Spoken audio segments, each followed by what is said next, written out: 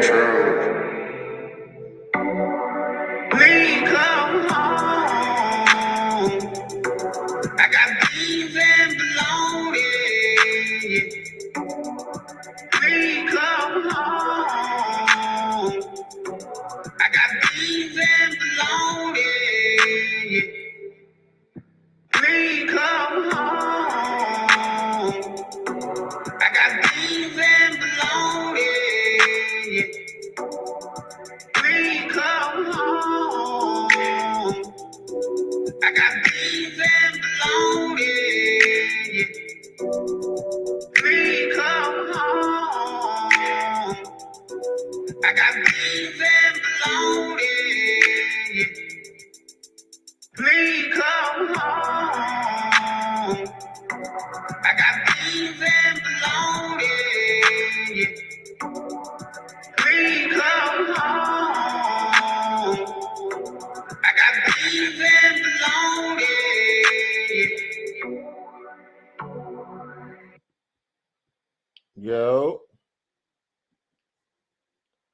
Yo, salute. Shout out to everyone. Welcome to the Big 72C show. I am your host, Big 72C. I said on my last show, I'm going to try and pivot the platform a little bit to the meat and potatoes of what I do in this world. And that's drive truck.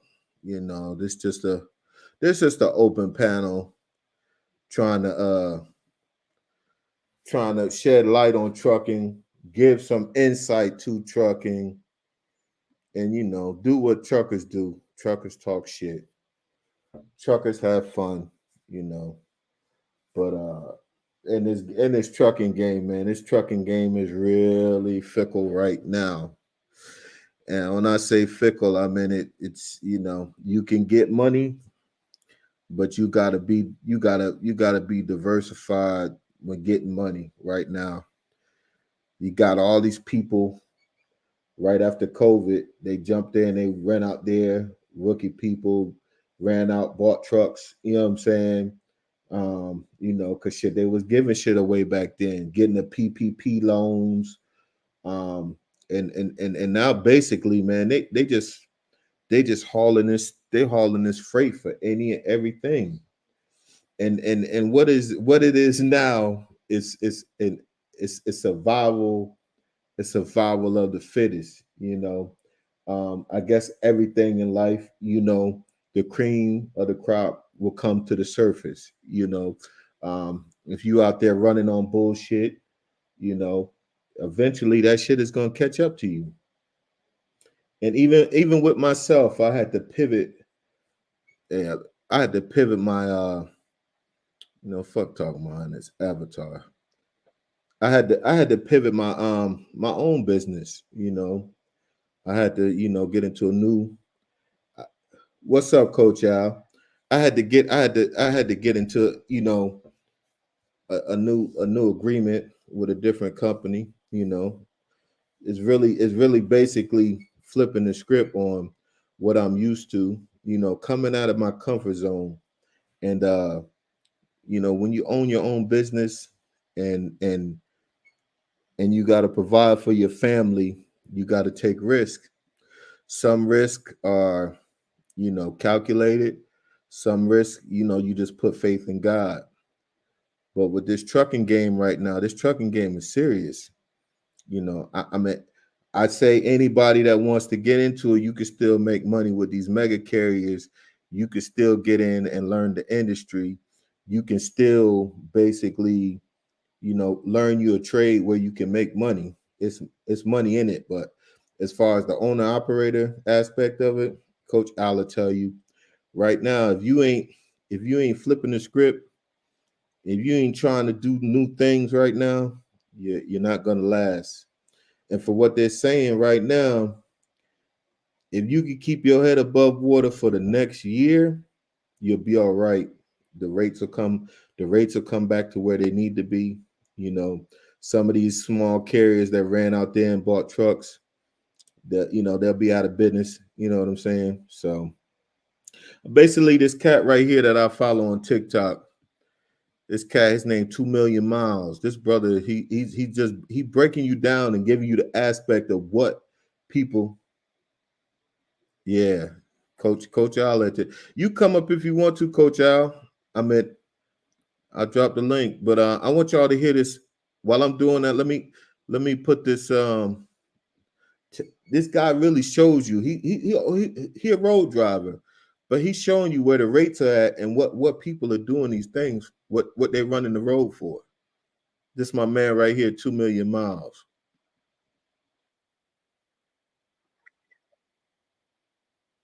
Difference. That's a dry box. I don't know how they surviving with a dry box.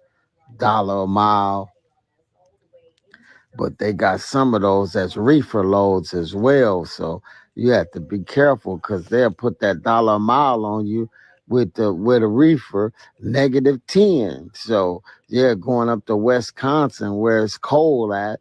I was hoping that the snow set in up there because a lot of drivers ain't gonna go up there if it's snowing, because then it's more money because you might have to throw some change. It might get ugly up there. The road might be closed. Everything going on, but that's that company right here. They got a gang of them for $1 a mile.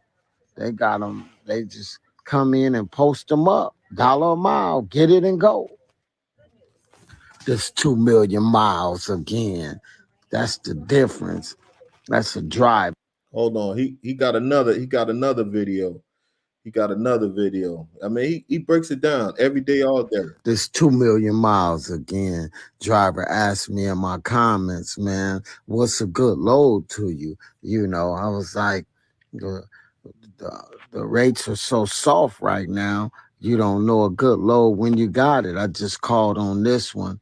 It's over there in Pine Mountain Valley. I'm still out here in Atlanta for those that didn't watch the other video, trying to get out of Atlanta with a decent rate, and I offered it to them for 1,500. She was like, "That's more than what we got in the load. You know, that's over in Pine Mountain. Fresh chicken, deliver at 5 in the morning. You know, here, let me get it over here to get somebody their phone number. They going. She said she's not gonna budge on the rate.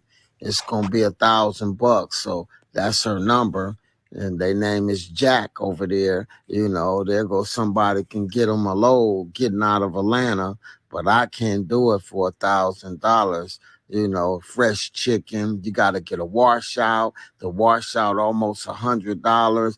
It's just not worth it to put it on your back, a load of fresh chicken, and it ain't sitting in the store. They selling that chicken. I mean, chicken is, man, it's a hot item right now. People is really eating that chicken. So, you know, I mean, you can't pay me nothing. I told her, give me 1,500 for it. I'll do a good job for you. She was like, no, your co-drivers might even do it for 9. We just gonna wait and keep reposting it, and somebody gonna jump on this. I mean, it's a good load. It picks up right now and it delivers 5 in the morning for no money. For no money. I did another video talking about that fuel went up 40 cents, but I think it came down a little bit, but it's just not enough money to put on your truck a load of fresh chicken. But I can't knock another driver. I mean, it's available. Go ahead and get it. There go the number. You know, we can't get mad at it, but eventually, you know, they're gonna have to shut their doors because that's just not enough money. Not that, but I mean, who for me to say, get it if you can get it and go with it. Good luck to y'all out there trucking, man. If you got a solution or we need somebody to come together. They said November the 1st, but it's funny. I didn't hear about that till the 30th. Oh, November. But I was shut down anyway because this the lows that I've been getting offered. This dollar something a mile or two, not even $2 a mile. You know, that's what I've been getting offered. So I've been shut down for a week. So, I mean, if they can follow suit and shut down as well, but you know that's not going to happen. So all we can do is just keep looking and hoping and praying that it get better and that Christmas come around and they get their gifts, they make their money. And they make that $15 trillion on us, because there ain't nobody boycotting Christmas or nothing. They out there. My wife went out there yesterday. She said it was standing room only over in Atlanta.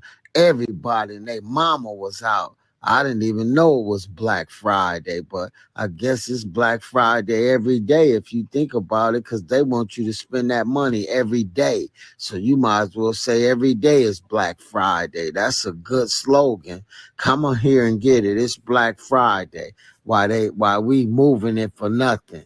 That's crazy, but live and learn. Coach Al, what's going on, bro? Man, it's all good, brother. How you doing today? All right, Salute to you everybody man. out there. Salute. Yeah, that to give us some insight, man, into this freight and what's going on right now. Cause they ain't really passing down what they pay. Like how much chicken? I mean, I don't even go grocery shopping. How much chicken costs? How much chicken costs in the store right now? You know what I'm saying? And, Grip. and Everything is high though. Everything has went up, but the trucking rates. yeah, How about that? You yeah, understand what I'm saying? I So feel for you, bro. me, I got a young brother right now, man, that's telling me I met this brother at the DMV when he first was trying to get his license. And the young brother messed around there, got his license, worked a year in the port, and now he on the hunt for his own truck. And I'm not mad at him for that, And I told him, I said, "Hey man, hey, y'all have to hush up. I'm online right now. I need this time. The noise up." Anyway, so basically what I'm saying is, excuse me, I talked to the brother and he's telling me how he wants to buy a truck. And believe it or not, it's really not that bad of a time to buy a truck if you got some paper right now. If you Right. got $100,000 sitting in the bank, because it's a buyer's market now. you know, a lot of people ran out and bought those $80,000 trucks for 2015s and 2018s, 19s for $80,000 and $100,000 for these 5-year-old trucks, and hadn't even had the motors changed on them yet. Me and you both know after 5, 6 years, that motor gonna hit you, and you're gonna have to put your end frame in. Yes, sir. So that brother that you had on there, man, he was hitting it, because I remember those days, and it's crazy to me, bro. I've been an owner operator since 2005. I've had my Mhm. own authority since then. You know what I'm saying? So Mhm. I've been in this game a long time, and I watched it. And the reason why I can't tell that young brother no is because I remember when I first started, I was just out there on my trying to make this money, and I knew owning a truck would change my life. My grandparents did it. I bought that old raggedy dollar a mile drive van. You know what I'm saying? When I first Right. got my first truck, I had me that Snyder. I had an old Snyder trailer. You know them trailer Snyders be selling off with? That Oh was me. I yeah. bought one of them. Yeah, my first trailer for 7,000. Man, my wife was like, she got her taxes, and she was like, "Bump leasing these trailers, man. That's too much, man. We leased the trailer for like a month." So that hunger that's in you, because he's young. So the Mhm. hunger in you, I may get that. But me now, sitting back, knowing what I know, I use trucking for what it was, because it's an excellent career if you looking for a job or something to do. You talking health, dental, you're gonna get all that from companies. These big boys are gonna look out for you. Mhm. Especially if you take care of your business and take care of them. They have companies, that pay pretty good money. So for me, I'm off the road. I ain't going nowhere. I figured out how to do it right out here in LA, man. I'd rather be a local driver in town. They can't pay me to leave town and stuff like that. I'm cool. Yeah. So go ahead. Well, here's the thing, Al. I don't know if you've been watching the trucking news. I have JB Hunt has was it one of the rails where now they talking about where JB Hunt and this new rail, I guess they merged. I don't know, brother, but I do some more research and everything's finna be rail, and that's what I came from when I lived up top in Jersey. I work for JB Hunt. I did the rail, Mhm. brother, so where you can have local drivers delivering that. it was nothing for them to put 50, 60 boxes, you know what I'm saying? And boxes, Mhm. 50, 60. Well, they don't have those in a lot of places. So a lot of these guys, like I lived in Atlanta. I was the owner operator out to ATL at one time, right? And I'm Mhm, telling you, what that gentleman is talking about, I lived, bro. I had to actually mhm. drive that going up to from Atlanta. Salute behind the bar. What's up, buddy? Salute Fresh Breezy. You know what I'm saying? But I used to have to drive that Atlanta road up to New York, right? Now, Mhm. You there, Al? Coach Al? Hold on a second. We have no technical difficulty. I don't know what happened. Coach Al, great conversations. Can y'all hear me? Check, check, check. I don't know what happened. Can y'all hear me? Can I get a thumbs up if y'all can hear me? I don't know what happened. Coach Al, can y'all hear me? Oh, okay. Okay. Appreciate that. my bad, 72, It's all man. good. It's all good. I thought it was something on my end. You were saying something. Yeah, go My ahead, bro. computer died on me, man. I had to switch back over to my phone.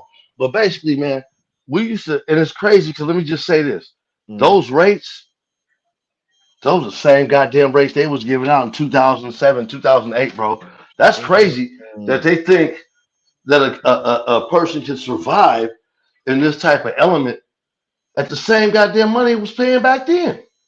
mm, First of all, that Atlanta load, you used to be lucky to get out of Atlanta to get you to go up north because that was my lick. I'd go from Atlanta to New York or Atlanta to Connecticut, just up north. At first, I wasn't even going to Atlanta. I mean to Connecticut. I'd stop right there in PA, and uh-huh, that was the trick is you got to go over the bridge. You got to go into New York because that PA money, that gap is like 1,200 to like they'll give you 17, 16 going up in New York. You know what I'm saying? So, mhm, but the kick is that backhaul is a mofo. You talking about $700 from New York back to Atlanta?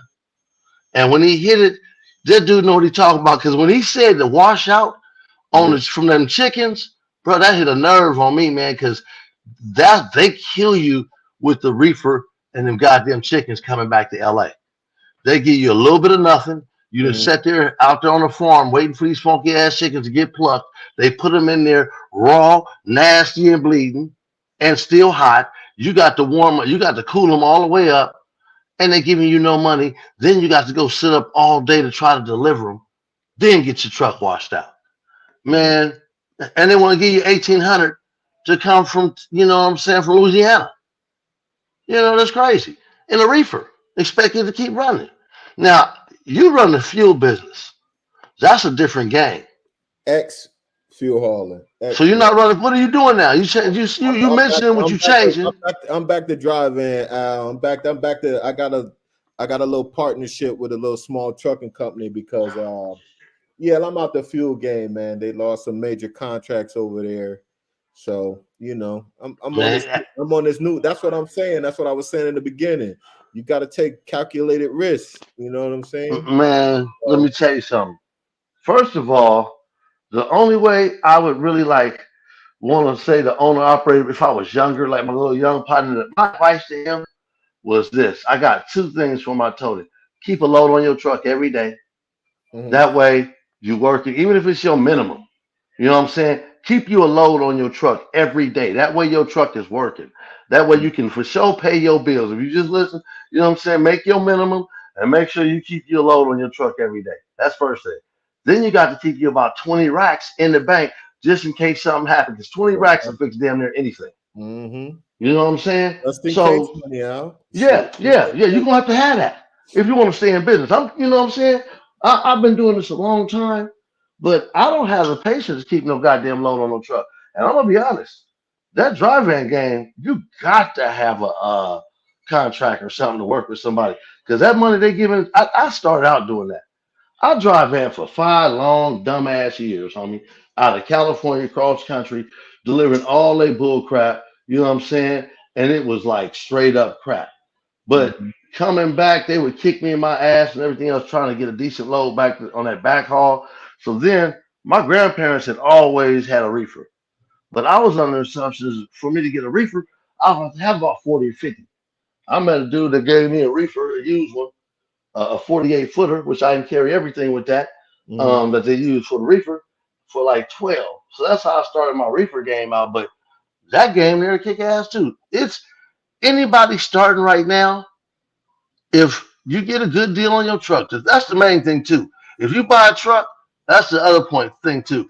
You got to make sure you get a good deal on your truck. It starts with the deal on your truck because you get a messed up note or you got a bummy ass truck that's breaking down. That's the worst shit to have when you first start driving something Yep. and it ain't rolling, man. And that shit to break down and you just spent 50, 60, 80,000 on some shit. I met a sister that could not go to Vegas and her shit, man, from California, bro, without it breaking down. She spent 80 for her truck.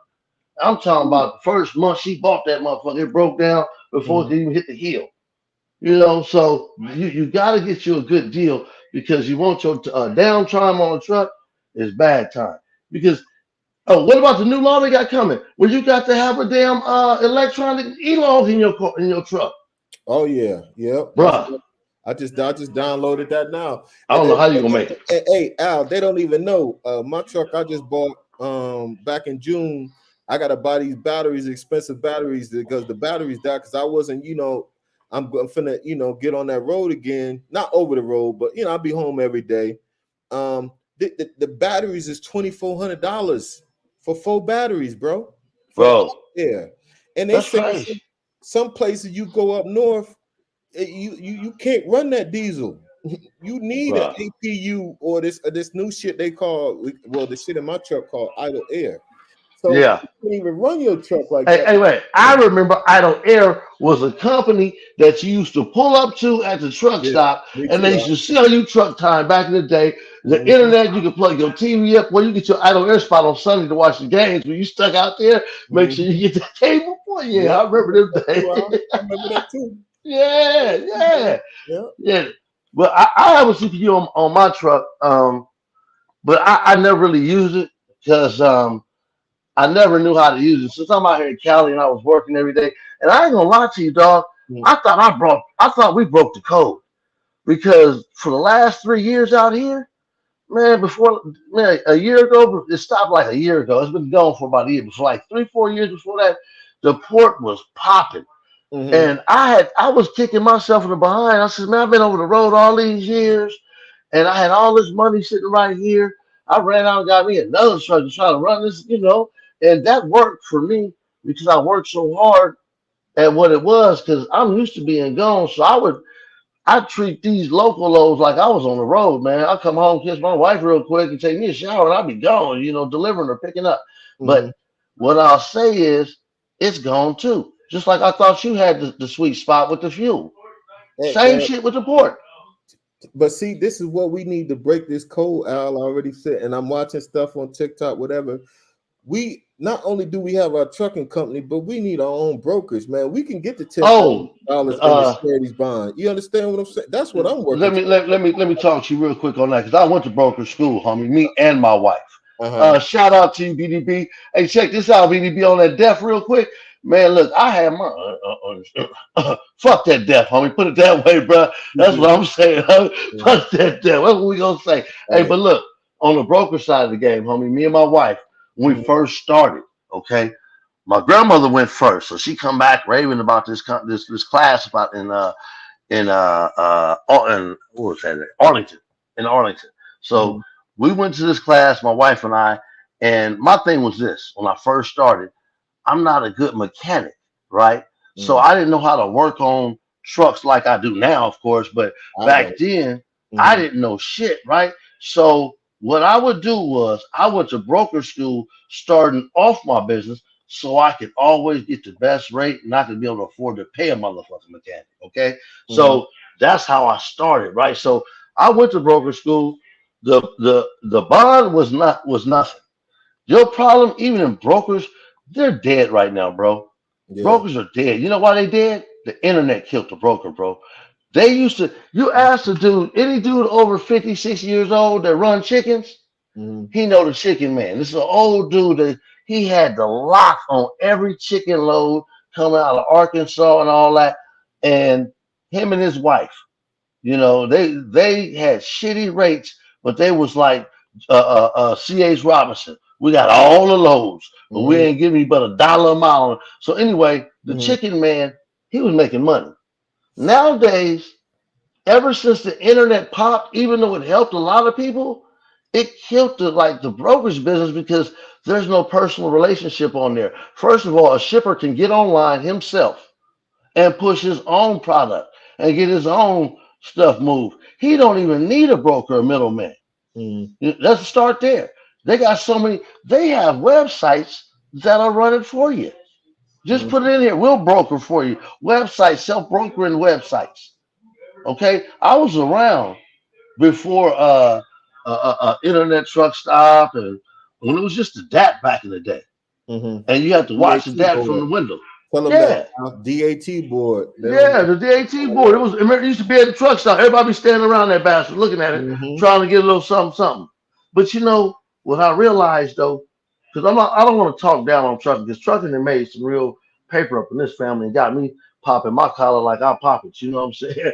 It's Hmm. just the times that I got into a trucking at two different times. The first time I got in like my little homeboy.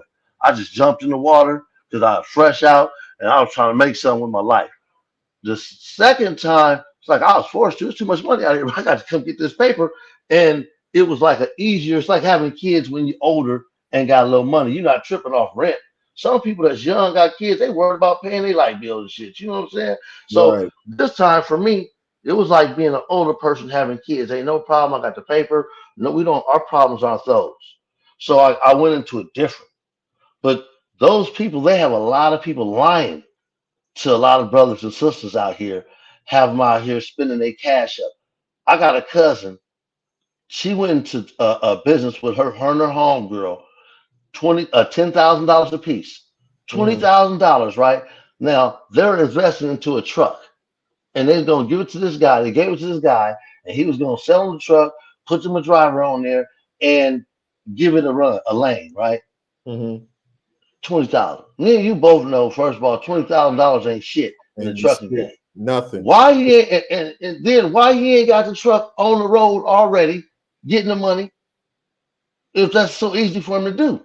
Why you not where the driver at? Where the lane at? Why you ain't been did it? Right. You know what I'm saying? So he had them sold on a dream and shit, you know. I told him what ain't gonna happen.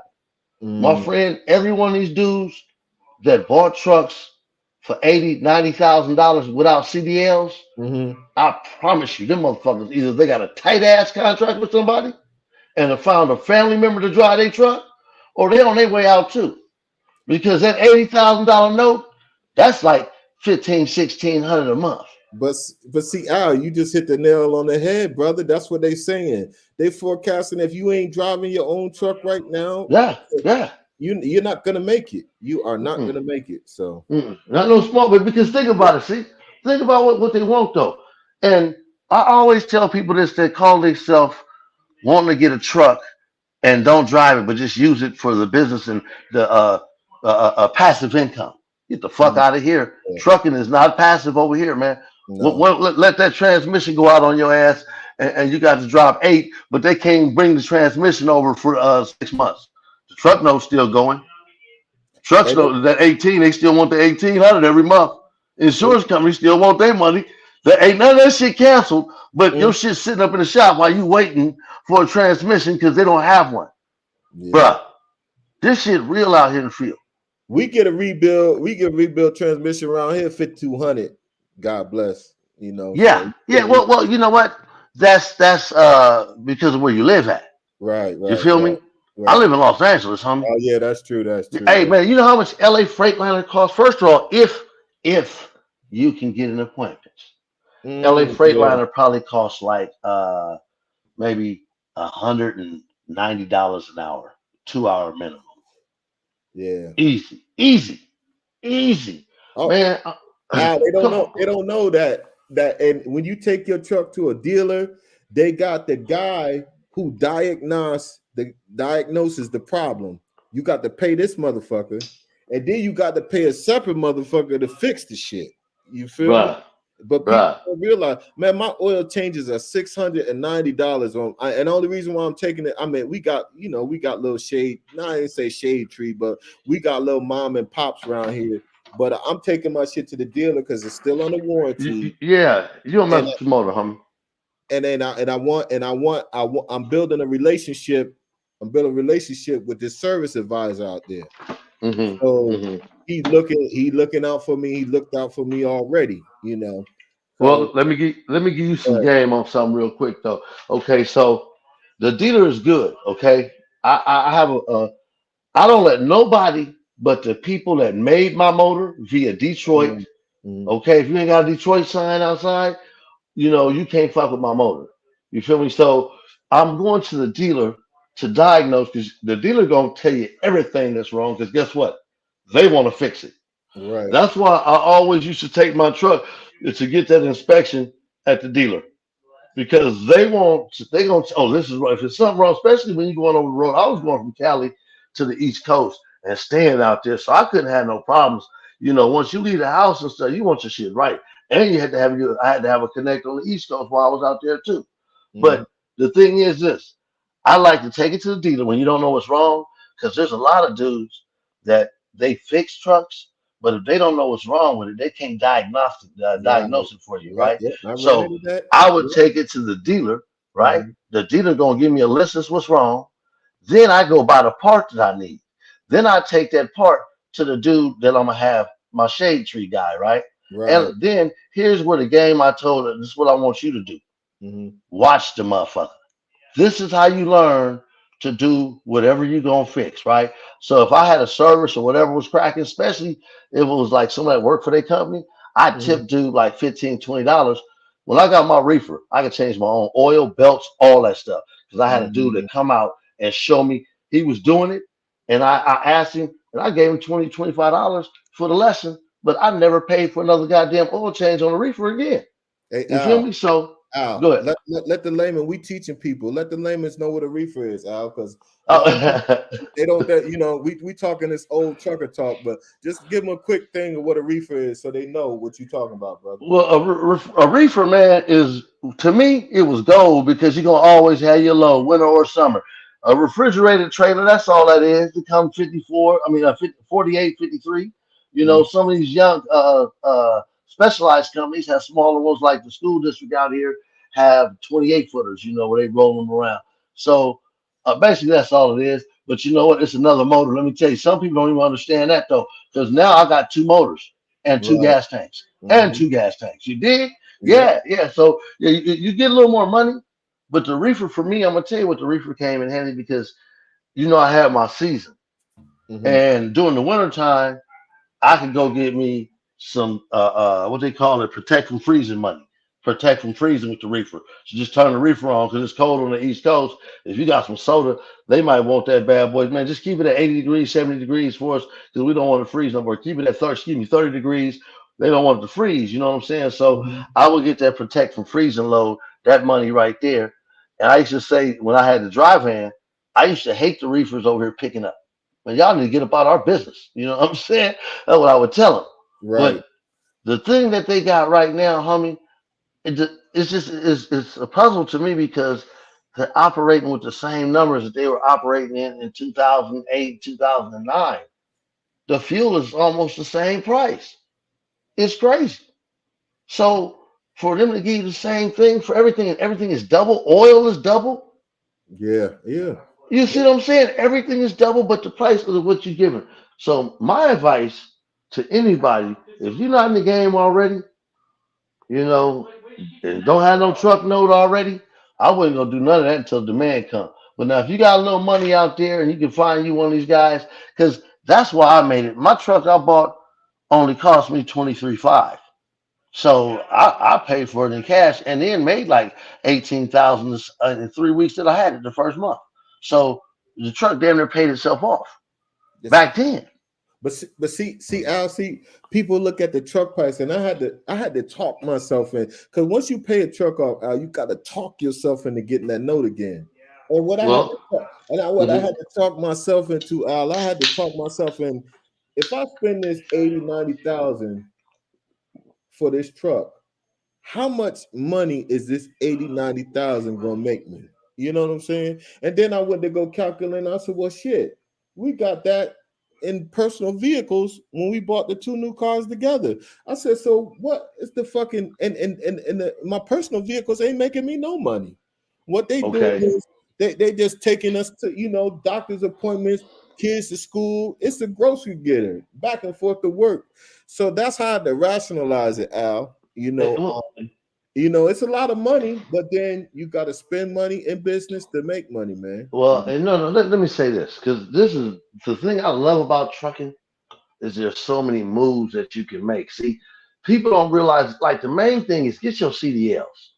Get your CDLs, and if you can, put the hazmat, put everything you can on that bitch. That's what I'm telling all these brothers that I know that want to change their life. You know what I'm saying? Because if nothing else, trucking, you'll be able to get your job making at least 25, 30 bucks an hour, first of all. And you can grow in it. So let me tell you, my idea and your ideas, they the same, but they just different. Because I've never paid 80,000 for a truck, and I've had 4. I wish I would.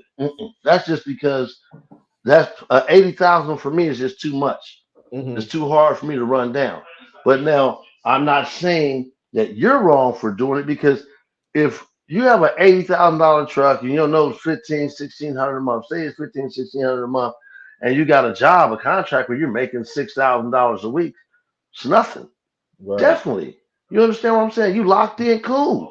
But if you're hustling, you have to just put everything in the price. And then some people, like with me, the way I made it and the way I figured that I could beat the game was I kept a load on my truck no matter what, dog. I every day I had a load on there. And it might not be but 400-500. Back then my minimum was like 450-500 a day. You know what I'm saying? And including weekends. So I figured that keep me around 12,000. Back then, you talking to a motherfucker that was making $13 an hour driving a Class B before I got my own shit. So if you got action at getting something like that, man, of course make your move. But people that sit in the office going to get an $80,000 truck, thinking that they're gonna hire somebody and they're gonna make money off of that. You can't even take your truck to the shop yourself. When you gotta pay a motherfucker to take your truck to the shop, man, the company I was working with the other day, they had to give me $300 and some dollars just to sit at the weight station the other day. Sitting at the weight station, bro. You know what I'm saying? You and to get a good driver, I tell you one of the things about that is the best driver I know is Coach Al. Coach Al, he gonna do everything Coach Al tell him. If Coach Al tell Coach Al to stay up and drive and be there on time, he gonna be on time. Right. That other cat got wife, kids, family. Start there. So you can't. You know what? I don't know if you noticed this, but a lot of companies don't hire one trucking companies. You can't get that nice contract. Yeah, you need more than one truck. Yep. You can't, because they can't hear, their business can't stop just because your truck broke. Right. They don't want to hear that shit. Where's the other 5? Because everybody's stuff is dependent on everybody's stuff. So you as a driver with one truck, you're telling it, you look like you could break the law. Here you go. This is another thing I don't know how people gonna make it. That E-log, bro. I barely made it, bro. When I tell you I barely made it out there when I was driving wild, homie, cross country, I'm talking about fuck the log, running 2 logs. I used to have a fake log, a real log. I got so deep, 72, I had fake bills, homie. Okay? The date, hit it again, run the date back on them bills right there. That's how I was running. And I had to just to keep up with the game. Imagine the dudes with reefers.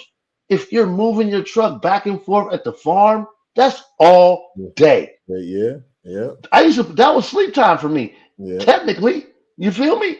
You're not going, man, look, bro. Good luck to you. That game, they got people out here hustling. Did you see that video I gave you, old girl, man? Yeah, The yeah. man, I don't when want to she, touch on that. I know we're gonna want to do that over there with you, but I man, feel I you. ain't tripping. Let's talk to man Huh? because because I really don't know how to do the people's if I want to play the whole video and just but basically, man, it was this lady. She's the trucking. What she call herself? The trucking Trucking guru. guru. Yeah, the Yeah, trucking guru. She didn't got a 140, CDL, man. 140 trucks. Listen to how we saying how hard it is to keep one truck running. Yeah, This yeah, broad said she had 140 trucks. That's 140 different person because she don't have no CDL. So right. that's 140 different personalities she got to deal with. Come on, man. Man, look, first of all, she lying like a motherfucker, okay? Because let me just hit you with a little trucking 101. Go ahead, If man. you got it like that, homie, you don't buy no 140 trucks. Walmart ain't bought no 140 trucks. JB Hunt, they leased them motherfuckers. Man, you go lease you 140 trucks. If you got the capacity and the freight carrier and you making it like that, you go lease the truck. You don't go buy that shit. You go lease, especially when they'll get it to you so quick. You tell me you leasing 140 of anything. Man, here you go. Hey, Here you go. Give you a good deal and everything. hey, Al, listen too, and tell them it ain't just one joker driving that truck either. They slip seating that bitch, and that Bruh, bitch running 24 bruh. hours a day, 7 days a week. I'm That's gonna how tell you they this. supposed to do it. That's the best way to truck if you can. Man, I know a brother. You gotta talk me out here at the port, man. Dude had like 7 trucks at one time. Okay. He went down so quick on them damn trucks. Sold me one of them. That's how I got back in the game because he sold me one for 7,000. Uh-huh. Here, man, just take this bitch. Uh-huh. Look, so I got in the game because I was watching, and I asked him. We was hauling trash, and I said, "Let me ask the lady." That's how much I knew. Even 7,000, I knew it was a good deal on truck. But if I didn't have someone committed to me and let me run a little something, I wasn't getting in the task. So I asked the lady that was doing the recycle, since I had been working with him, can I slide in on some of this money? And she said yes. So I went on ahead and did it, and then I started learning from there, and then I left her quick because there was way more money in it. But here's the thing, bro. Mm. My boy that had all those trucks, he broke it all the way down to one truck, right? And then he got a dump truck. Said to hell with the port now. So he hit me on with some game. Instead of me trying to sell my truck and all that shit, Uh-huh. I'm gonna have it transferred into a dump truck for 40. Mm. You see what I'm saying? For Uh-huh. $40,000, they will stretch it, put your bed, do everything you got to do on there. I'll send you the picture on after we get off, so you can just see where he at with it. But Uh-huh. he had a regular old Freightliner, man, and they done took the back off of it and stretched it. It'll be ready next month. But basically, what it does is the dump truck game out here is totally different. These dump boys is making 115 an hour. You know what I'm saying? Guaranteed 6 hours a day, no matter how many hours you work. So but the problem is dump trucks cost a fortune too out here. To get you a good one, you're gonna pay anywhere for 2015, 2016. They want $105,000 for. I can't pay $105,000 for nothing 8 years old. I don't give a damn. So the way I look at it, I paid 23 for mine, Mm-hmm. and I'm gonna slide 40 into it, and I'm gonna have me a dump truck for 70,000. And I done made all kind of money with it already. Right. You know what I'm saying? So that's gonna be my move because I'm not gonna sell myself cheap. I'm not gonna sell my truck just cheap to somebody out there. You know what I'm saying? So, Yeah. but it definitely ain't no money out here. And it's people like old girl. Like another thing, I knew she was lying when when he was talking about the bank paperwork and it was talking about different names and stuff, Mhm. and she had no idea. I can play some of it in the background. I'm not gonna Yeah, play him, but I don't want to get struck. But yeah, that's why I didn't play it because I just didn't know which when she which was talking about. which dude you talking about? The black dude or the white dude? Because it's two I, different I'm talking people. about the black dude when the black dude had to Okay. break down to her just the different things that he was breaking down to her because for someone that had 140 trucks, she sounded ignorant as fuck, bro. Oh yeah. No way. Okay, we could play. We could play that one. We could The play that. part where she said about the fictitious business license, when she Hold didn't on. know what a fictitious business license was. Hold on. Can you hear? Hold on a second. Al, hold on a second. Yeah. Can you hear that? Can you hear anything? Hold on. Let me hold on. I gotta hold on. Yeah, I gotta. I don't know the exact spot, but Don't worry about it. Don't worry about it. But it's basically what she was saying. Gotta be another show. But Yeah. But basically, I will pick that part out because we will actually do that show together. But on yeah, that part, this is a little prelude to this fraud lady. You know what I'm saying? Got on TikTok and she's getting money from different people to build it and just lying to people. And but the cool part about it though is when you get your people that lie to you and fraud you out, and you go to them looking for some knowledge and looking for some stuff. You know what I'm saying? The little young brother that got with me that was buying his truck and stuff. We're going back and forth. Man, I'm trying to give him information. right. How to buy a truck. Make sure you get your truck dyno, bro. This is how you gonna do it. This is what you do. And whether you choose to do it or not, I'm not mad at you, but I want to give you that information so at least you know what you're up against. Mm-hmm. You know what I'm saying? Instead of fraud, man, I ain't never got no money for none of the mentoring that I do, and I'm not gonna ask for none of it. You know what I'm saying? Because that's where our people we lose at. You know what I'm saying? The other races they playing golf at the back nine, giving all the game away. The game is to be sold, not told, is what's supposed to be is our word, our community. That and don't snitch. You know what I'm saying? That's our community mottos. But that's why we can't come together and kick it. There's like I'll give you an example. A Mexican truck, these Mexican guys that own trucks, right? They'll get together like 10 of them, homie, under one authority, act like they one company, even though it might be a father, son, brother over there, or some Mm-hmm. other dudes. All them dudes and came together, and one dude get paid, and he pay everybody else. They got a smooth contract, but on paper it looked like it's 10 trucks by this company. Yeah, yeah. But I mean, I don't trust dude to pay me. I don't trust that. I don't trust this. And it's a shame because we are biggest worst enemies when it comes to that. So I love to see people out here trying to get his game up. If you know something that's gonna help the next, especially these youngsters or somebody, Mm-hmm. man, plug them up. But I don't think trucking's the future no more, bro. How many warehouses you done been to where, especially now that you drive in, where robots is taking over in the warehouse?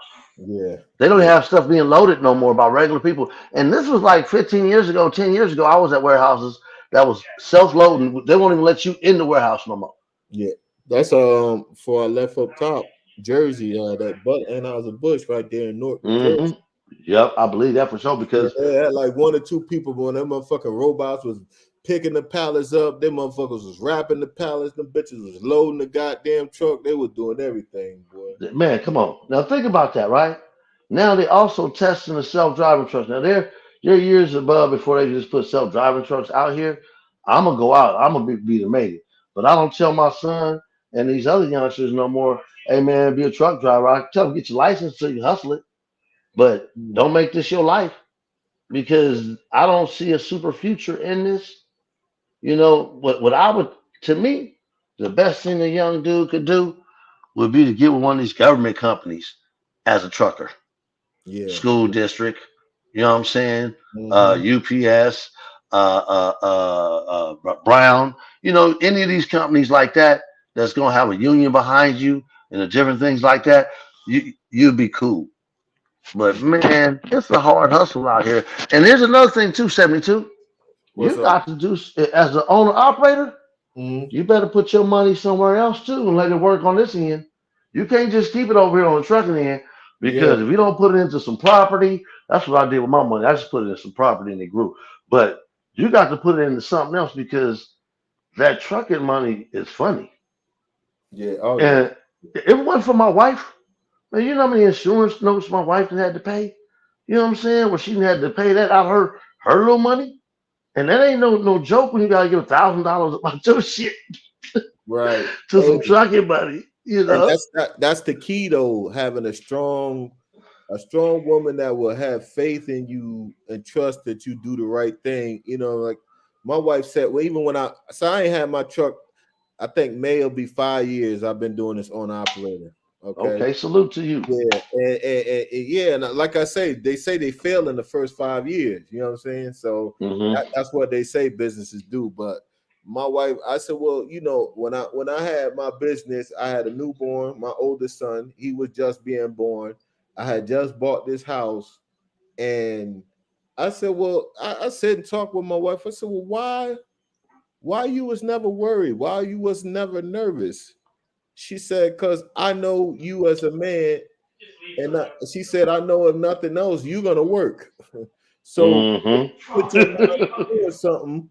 She said, I know you're gonna do it. It's not like you know, guy to sit around and play video games and this and this and that. You gonna work. And like I say, Al, I used to go, I would you know, with this gas thing, and I first started out, and this when I was a company guy, Al, nights and weekends, brother. When everybody partying Friday, Saturday night, drinking, getting good, man, I'm in that truck. So I know I could do it for somebody else. I know I could do it for me. You Man, know? for sure. Man, when I first got my truck, bro, 'cause there was no local money out here in California. And what I mean by that is you couldn't come home every day. Like, I'll give you an example. For me, my dream would have been just to go to San Diego every day. Give me a little $700, $800 to go back and forth to San Diego, man. That would have been perfect, right? But there's no loads like that. You gotta have a plug.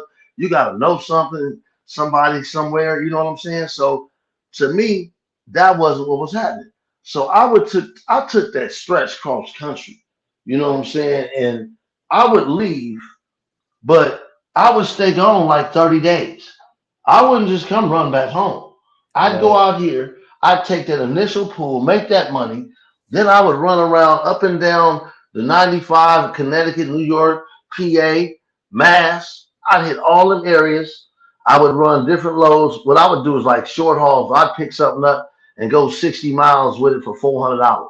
Right. You know, whatever I could find, I would just surf, wherever I would go. Then I got locked in.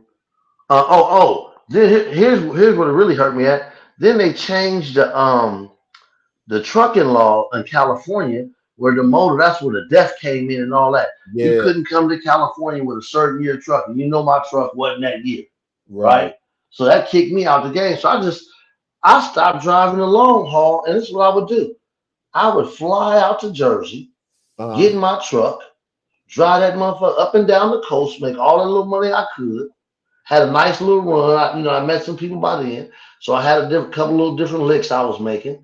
I'd make about 35 a week, and I would park the truck back at the truck stop, fly back home, get about 7 days, and do it again for 30. Yeah, that's smart, Al. You feel me? Yeah. And I would have a ticket. My wife would get me tickets flying up out of Springfield, man, different places like that for a little bit of nothing. You know, so I'm flying home instead of taking a loss on the truck on the back haul. You know how much you lose going 3,000 miles on a back haul for $2,000? Yeah. You know what I'm saying? So I thought the trucking shop was over with, dog, because for me, I lost that. When I got my crib and stuff and it started, getting different things, but this whole trucking game, it's been a blessing and a struggle. When I first started, it was a super struggle, man. Riding with that Snyder on.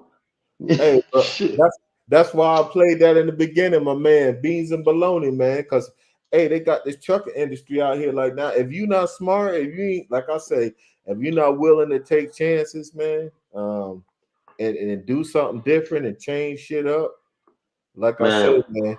I mean, even with this new thing I'm doing, I'm on days again. I ain't been on days and I ain't been on days in 9 years. You know what I'm saying? How far is the run you running every day? Shit, I'm running about. They got one run that's about an hour back and forth. Oh, that's sweet.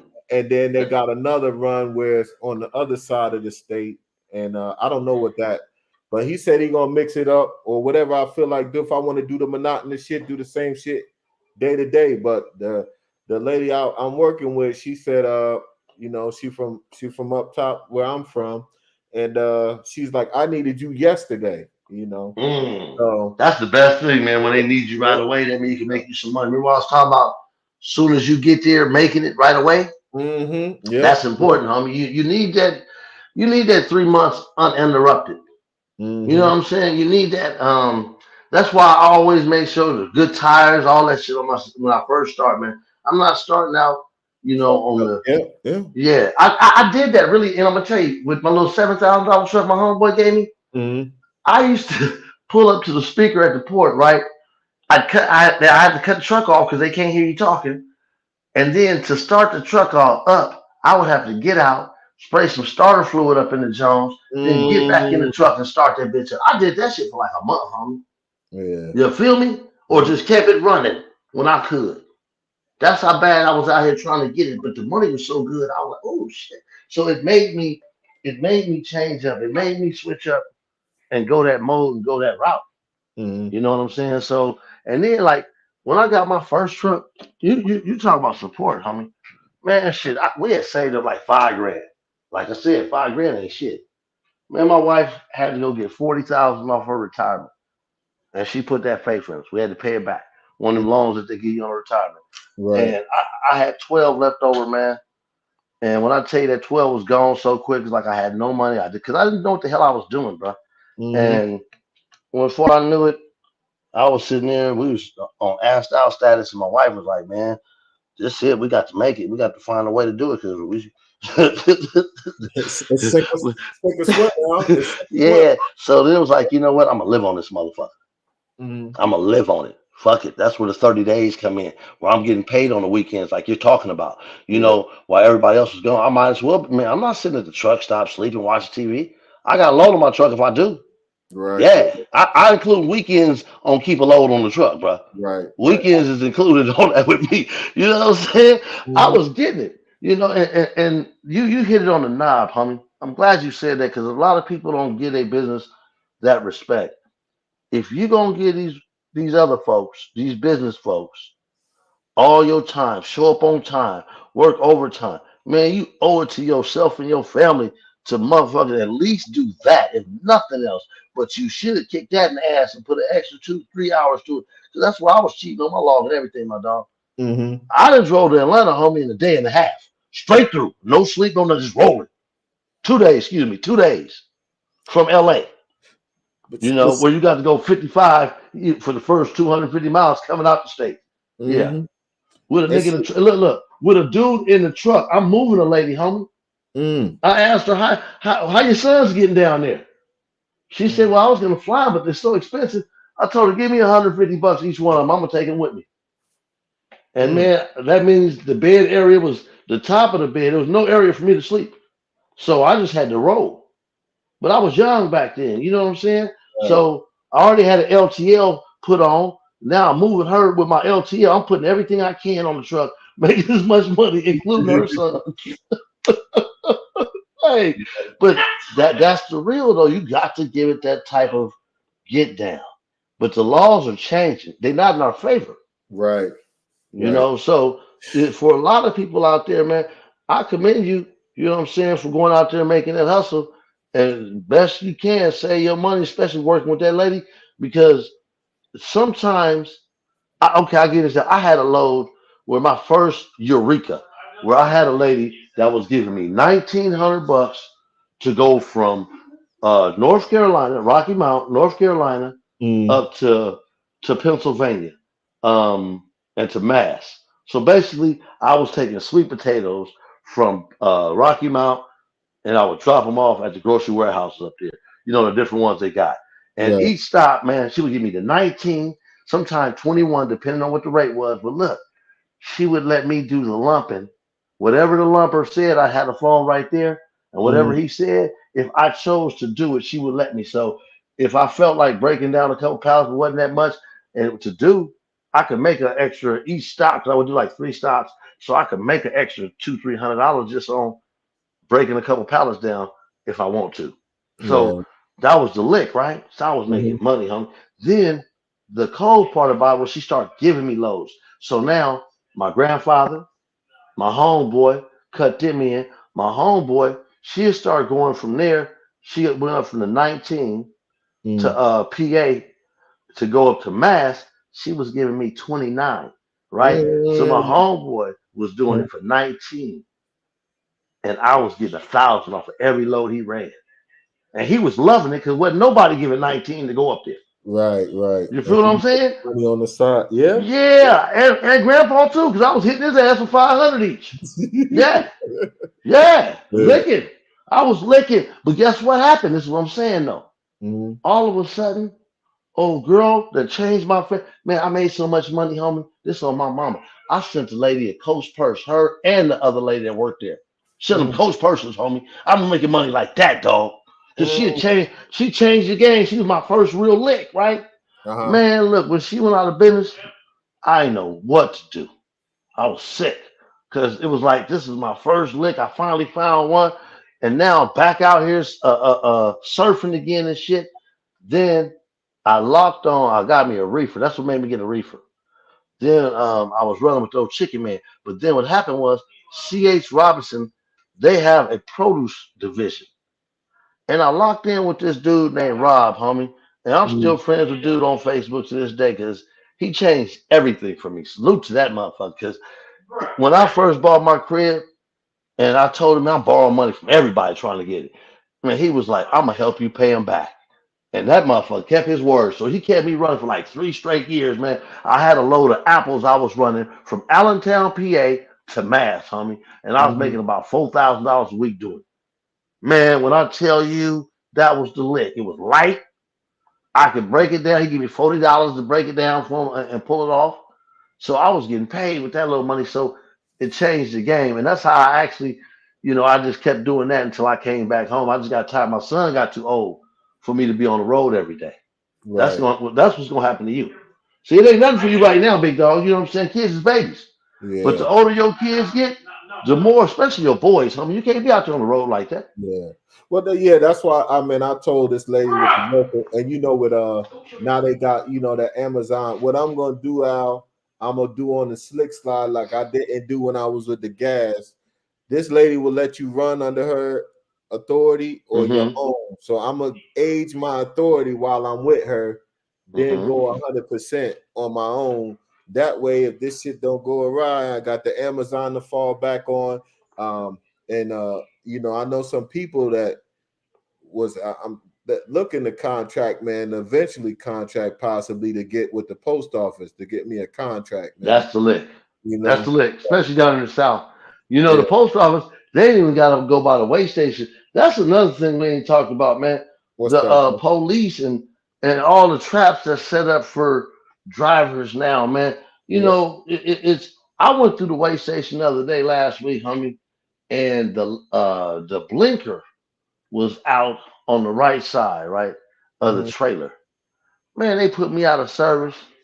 It cost these folks like $800 to in wait time and my time and everybody else to get a funky ass light bulb change.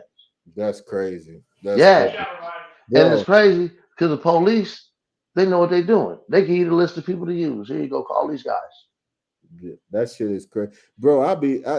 Funny you say that because they've been slick. So they've been trying to press like if you don't, and I got the sleeper, so it's heavier now. They're trying Hmm. to press that if you didn't bring the gallons down there, which I would have been overweight or get hit Hmm. up at the scale. Man, I go around the scale and see it's kind of messed up here because the exit that you go off the scale, they take Hmm. picture of your tag, but I don't know what happens with that. But hey, I ran around the scale. I've been doing that the last couple of days because I'm like, what it be for me to get an overweight or some other citation, and I'm on my way out over here paying some type of fine, messing my CSA score up behind them wanting me to tote more shit that they know I can't tote. So Bruh, and people don't know about that CSA score. Look, bruh. I remember when I first started California. See, California is always with the bullshit. That's why I got to tell my young partner that's gonna buy his truck, don't register your shit here. See, I got to give him up on game real quick on that because the first thing you just do is you automatically want to register in your home where you at. Hell no, man. I took my shit up out of California, man. It used to cost me like $7,000 a year, man. I'd have to have insurance and registration money, like 6. Okay, Mhm. man, I went over there. First, I went to Louisiana, and where my mama was living, we Uh-huh. talking was a little bit of nothing. I mean, nothing to register the truck. Then the next year, my granny was like, shit, go to Washington. It's better at home. Man, I Right. went up to Washington, homie. Man, it's so cool. You walk up in there and register your own truck, send the courier up there to register your shit. Man, it was so cool.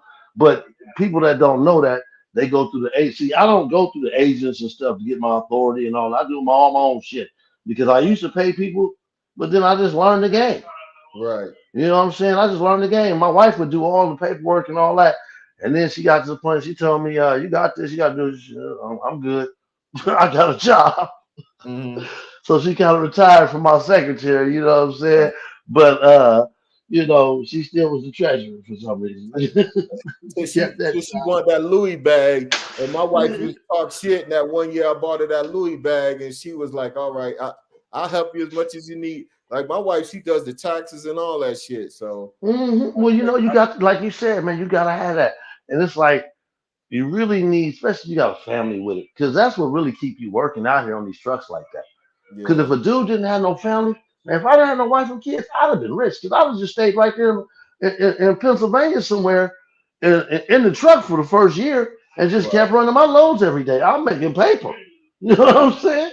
I Mhm. just kept that load rolling, kept it rolling. You know what I'm saying? But what happened was when my motor gave, my granny passed at the same time. I was like, you know what, man, it's just too much. I'm out of here, man. Right. I'm going back home. But the thing is, though, trucking it has so many different entities because you could dump truck, you could tow truck. I have an uncle that flatbeds. He get money making them cars, doing them cars. You know what I'm Car saying? hauling is big, man. Yeah. But here's the thing, Al. I don't want the liability. That's why I don't want to get into it. I could probably get me a car carrier and do that and stay home every day. Oh But yeah. I just don't. I really don't want to mess That's with the. hard work too, bro. Getting up Yeah, under there, tying that shit up. yeah, That's hard yeah, work. That ain't yeah. no.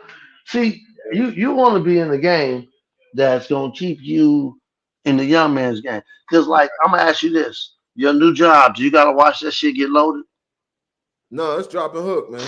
Oh, that's sweet money then. Cause I'm gonna tell you something. That's the one part about being an owner operator, man, that I do not fucking miss. I love the containers thing because that counting that shit, watching them count it, you can't sign a shipper load and count.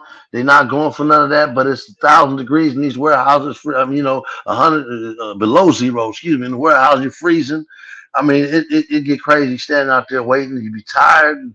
Man, no, I'm cool on that delivery and picking up shit for sure. You Well, know, I thought that's it. I thought I seen some on TikTok where y'all got so many containers. You had well, I don't want to dox you, but somewhere out there in California, they saying they got so many containers on the ground out there. So I'm like, y'all should have plenty of work, no? Bruh, no, that shit stop, man. Look, I went by a port the other day, and there wasn't no containers in the damn on the whole damn port. See, for the first, here's what happened. Uh, They really screwed us by doing this. But the goddamn the ship the workers the longshoremen they mhm. went on they worked for a year and a half with no contract. Okay, so they were for the last they just signed it might not even be signed, but it's agreed upon now. So, but what happened was they start playing games with these shipping companies. Okay, taking too long, taking their time, calling out, blacking out. So they became unreliable. You know. Hold it down, Al. I gotta. Yeah. It's a report. Yeah. Handle that. I got this. Go So ahead. basically, man, we're saying that what happened was by them playing games, they went on ahead to other shippers that are from China and different places. They start using other ports where they don't have issues, stuff like that, you know. But those people out there, I want to tell all y'all that's thinking about trucking, because it's popping. You can get your money, but you got to get the right deal. You got to make it happen right, the right way. Find somebody that a good mechanic. Work on your own truck. Find ways to get freight. The number one way for me was to haul the best loads. So how do you get the best loads? you got to get the high paying freight. That means a reefer, that means a step deck, things like that. Look into those things. But it costs so much money to get into the game. By the time you look up, it's years before you make you some real paper back. You hear my man saying that it costs 80,000 for a truck? That's not no brand new truck, you know. So back to the guru, the trucking guru. I'll talk about her too. So the trucking guru, she had a point where she was talking to the gentleman about a fictitious. He asked her about her businesses, and he said, "Well, there's businesses where your name is on where you're a part of, and so how did you use what fictitious business did you use the name under?" And she goes, "Well, why do you have to use that word?" And he says, "What do you mean?" And she says, "Well, you're making it sound like false, like I did some fraud. That's too close to fraud. I didn't do anything in fraud." Now, this is a lady who said she's worth $100 million. We didn't tell you that part, too. She made $100 million in trucking. That's the main part that I'm telling you. People out here lying like a mother. So she made $100 million, but she don't know what a fictitious business license is. Hey, man, blew my mind. Blew my mind. You got to be careful out here nowadays with these schemes and scams that they're giving you, because it's not no longer just the email from the Nigerian prince. They are licking in every way they can. You know what I'm saying? So, my main thing is trucking can change your life if you get into the business. But what you got to do is you use it to work for other companies, sell your paper. If you decide to, you can get you a truck. But like I said, there's so many other different things you can do. You can get I get a bus, charter bus, drive charters out to Vegas. There's a lot of different things I can do with my authority, but people don't even tell you what authority is at first. You're thinking, "Oh, I got a truck." Man, you still need about 20 more thousand after you finish buying your truck, because really all you have is a truck. You don't have no trailer. Yeah, you don't have no authority. That means you got to work for somebody. So you're still working for somebody even though you own their truck, because you're using their authority and you're using their trailer. So people that think they don't have a boss, you still got a boss. You still got someone you got to answer to.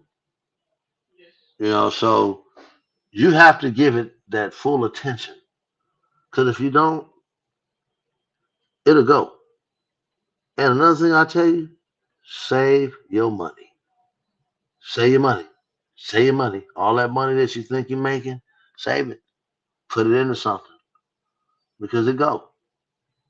These loans ain't gonna always be here. You're listening to my man, me too.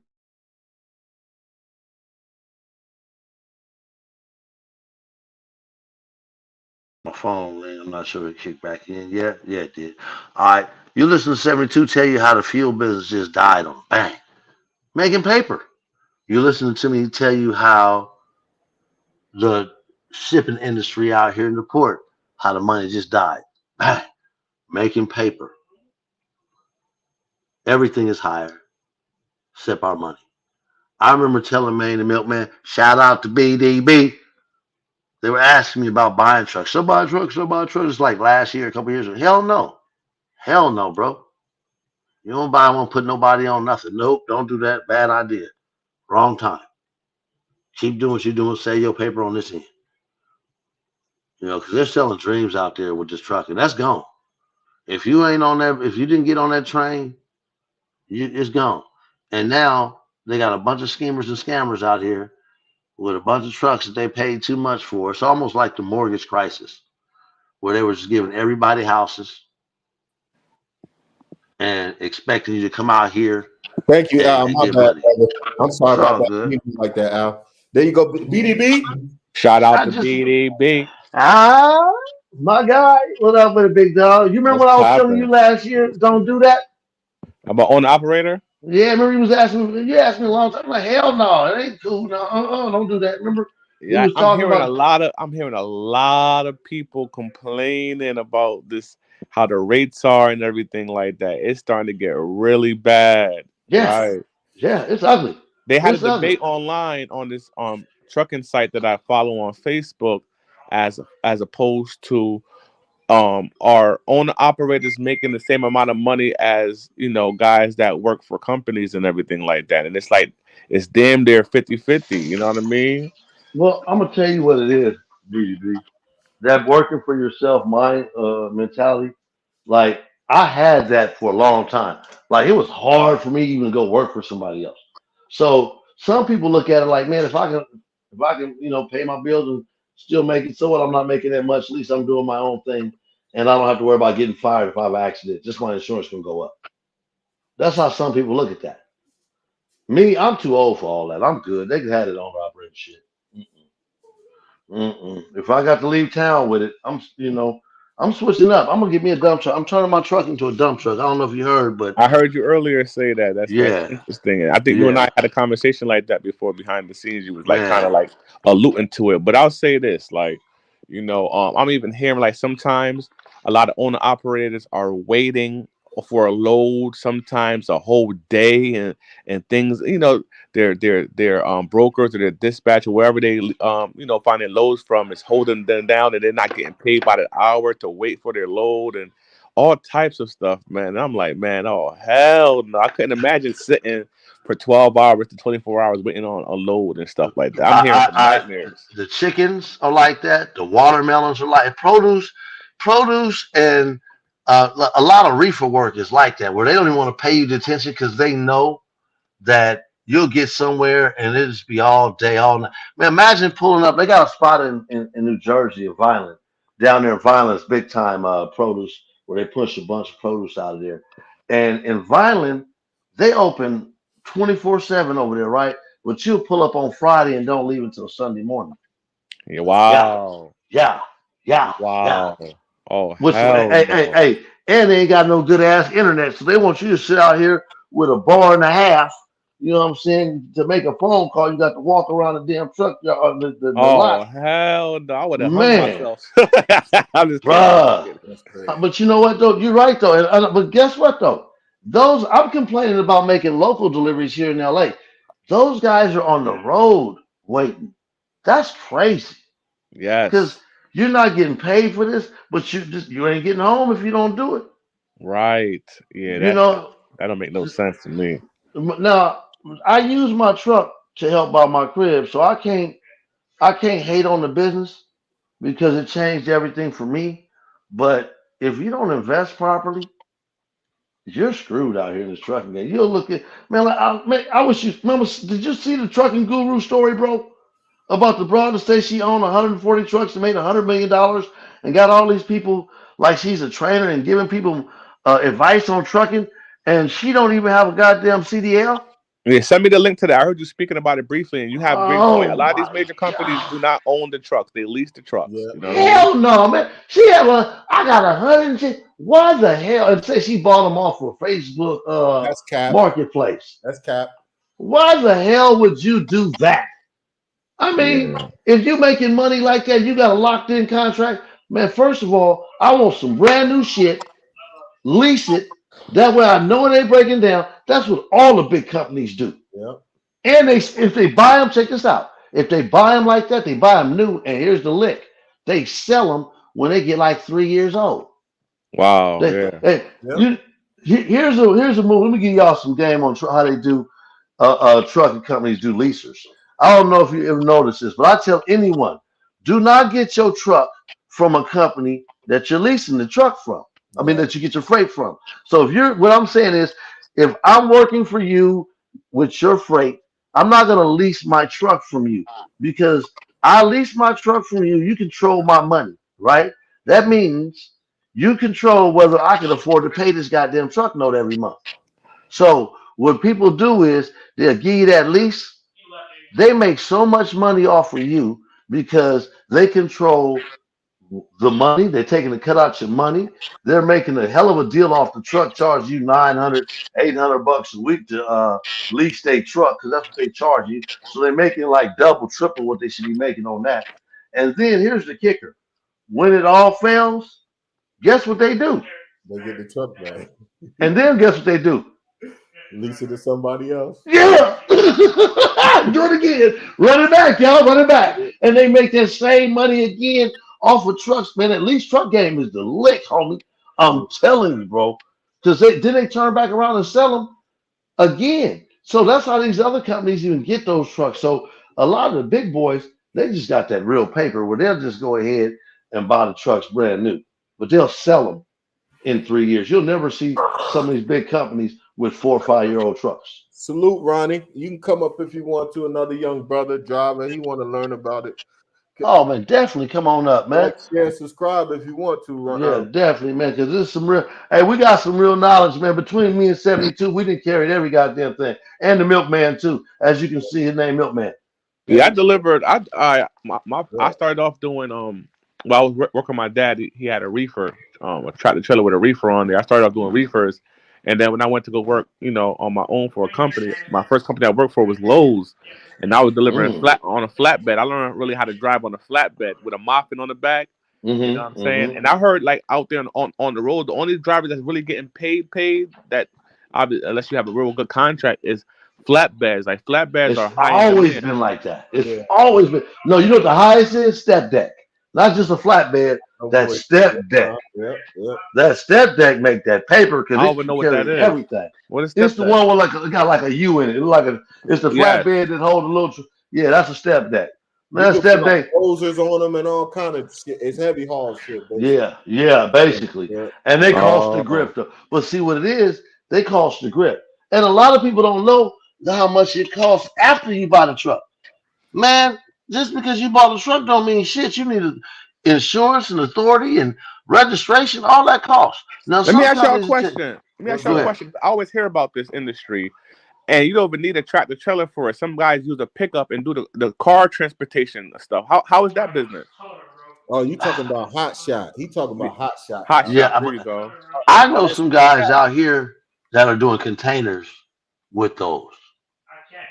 They can't go into the port and pick them up, but I know guys that are pulling chassis or step decks with the dualies instead of tractors. But I also seen a dude that said his cost $109,000, and I was like, "Shit, fuck that for it. Ain't nowhere in the world I'm paying that much for." You just heard me say I wouldn't pay 80 for a tractor. You know I ain't paying that for no car, no truck. Hey Al, I want to introduce y'all to Ronnie. I met him on Room Shaker. This is a young brother learning this trucking game. Ronnie behind the bar. You got drivers on the line. We is drivers. Everybody up here is a driver. Salute, Ronnie. Yes, salute to you, young brother. Appreciate it. Salute to you, big homie. You drive already? Or you thinking about it? You got license already? Yeah, I'm driving right now. That's what's up. That's how long you been driving? Shit, going on since to be 2.5.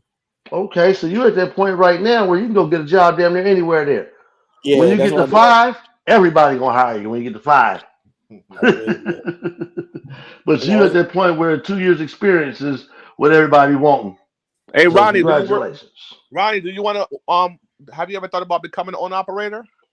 Yep, absolutely. I'm trying to take some of that trucking money and put it into that money. You see what I'm saying? Yeah. I bought my house like that, so you can do that, bro.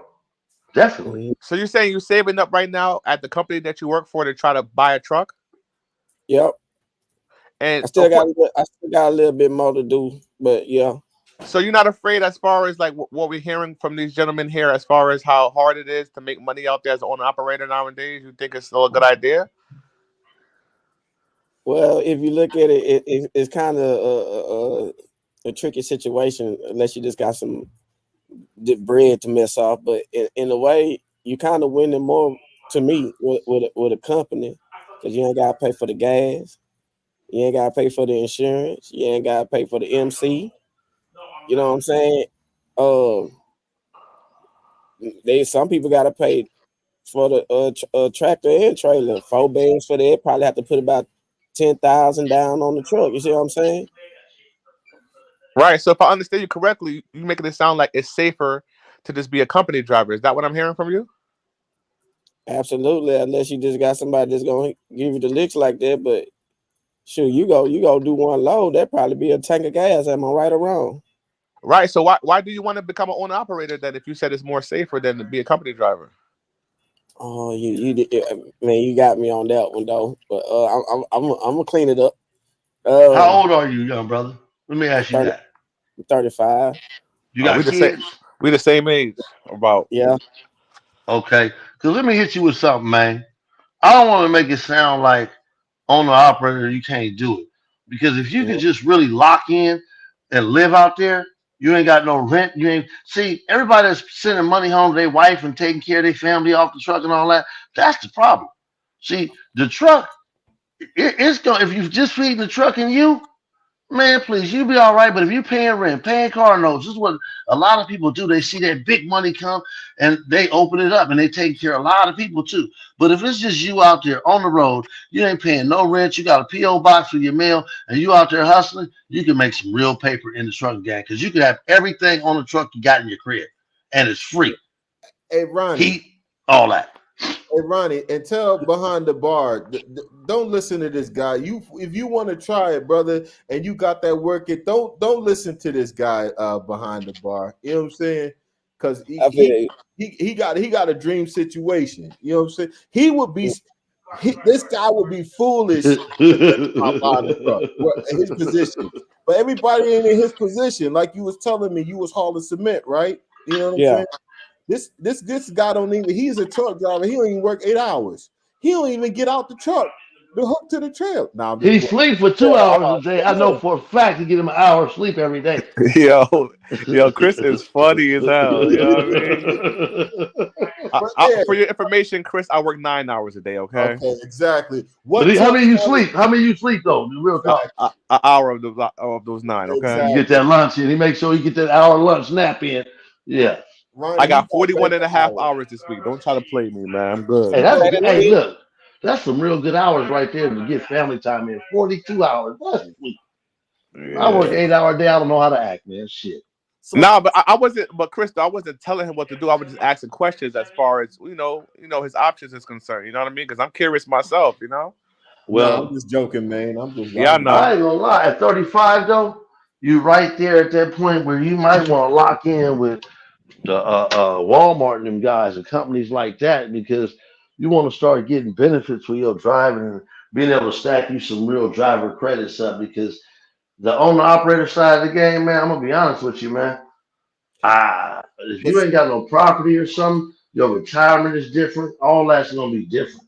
but see, Al, I don't want to, and Ronnie, I ain't trying to dox him, but Ronnie from the Mo3, so he in Texas, so he actually in a good place to be. Yes, I don't, yes. I don't, That's a great place to I'm be an not owner doxing you, operator. Ronnie. I'm just saying, okay, he's in a Yeah. part of the South. Yeah, I didn't mean to do that, It bro. is Now, 900 miles down there. Don't nobody know where you at. It's 1,800 miles of Texas up there in that motherfucker. He good. Hey, But but let me tell you something. Being in Texas, you could drive all day and come back home. There's so many places to go and still come back to the crib the next day, day and a half. Where I stayed at, that was my problem. In LA, there's only a couple places you can go. You can only go to Oakland, San Diego, Vegas, Phoenix. Then the only places you can go and you can't even come back legally. So in Texas, man, you could run all over that motherfucker, go any direction you want to, as long as you ain't running south because the price is as cheap as hell once you get down there to Laredo trying to get up out of there and stuff. But Texas is a good area to truck in. But so is the East Coast. I would rather truck up out of Jersey, PA, and all that than truck in Texas, though, believe it or not. There's more money up there because there's more people. mm, go ahead, Ronnie. Yeah, right. Go ahead. I'm sorry, bro. it's another big boy out there. It's a flatbed, but they be hauling heavy shit. I mean, my bad for Kurt. They be hauling heavy No, you stuff, good? You good? and they say when that I forgot the name of it. It's a trailer, but it got a hydraulic wheel at the back that let down. That's step deck. Yeah, that's what we. Okay. That's a step deck. Mm-hmm. Hey, they say when they let that down, that's an extra $10 a mile. I'm like, dang, this say they going to New York from Texas. Mm. But guess what? Let me tell you about that too. See, it sounds good though, right? Them heavy Yeah, loads, but yeah. the heavy loads, you can't even drive some of those during certain hours. At night, yeah. So at night, so you'll see a gang of them dudes pulled over as soon as it started getting dark, Why is lined that? up That's the law. They can't drive at night. It's permits too. They need Yeah. permits. They need escorts. Man, it's a lot. Right. It's more Okay. money. It's more Yeah. money, more problems too. You know. Yeah, that's why I said that, because I noticed he said about the money like that, right?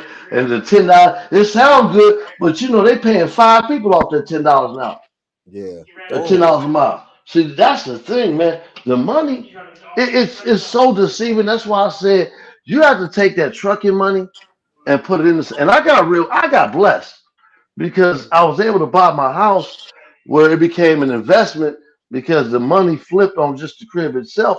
But if it wasn't for my place, man, all these years of trucking would be kind of, I've just been living out there. You know what I'm saying? So it's good and bad because it gave me a lot of pride and a lot of things. I've seen a lot of the world. But man, that's some hard ass work, bro. I ain't gonna lie. Being an owner operator, especially if you're trying to drive, you're blessed too, though, Chrissy. That's another thing too, though. 72. Mhm. You're not taking loads where you're gone for 2 days, 3 days. Yeah. So you're coming home every night, every other night. And You know what I'm saying? home That's on a the- big difference, homie. home Big on the difference. weekends too. I'm enjoying. Yeah, yeah. Come on, man. Home on the weekends. You locked in. See, that's different from how I was trucking. I told you I was fucking leaving home. I'd stay out for a month. Then we fly. And when they changed, I would fly back and forth.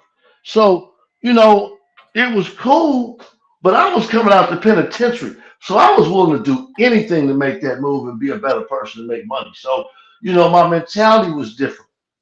And it wasn't my money. I was borrowing money from everybody that had loaned me some money.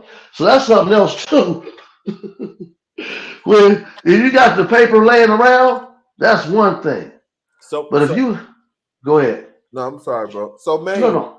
help this, Yeah. steer this young brother. If owner operating not for him, and I'm saying you tell him steer this brother on the way, to get a good situation. You know what I'm saying? Yeah. Yeah. Another job that somebody just says Walmart. I heard Walmart is another wonderful company to work for if you're Mhm. driving a truck, man.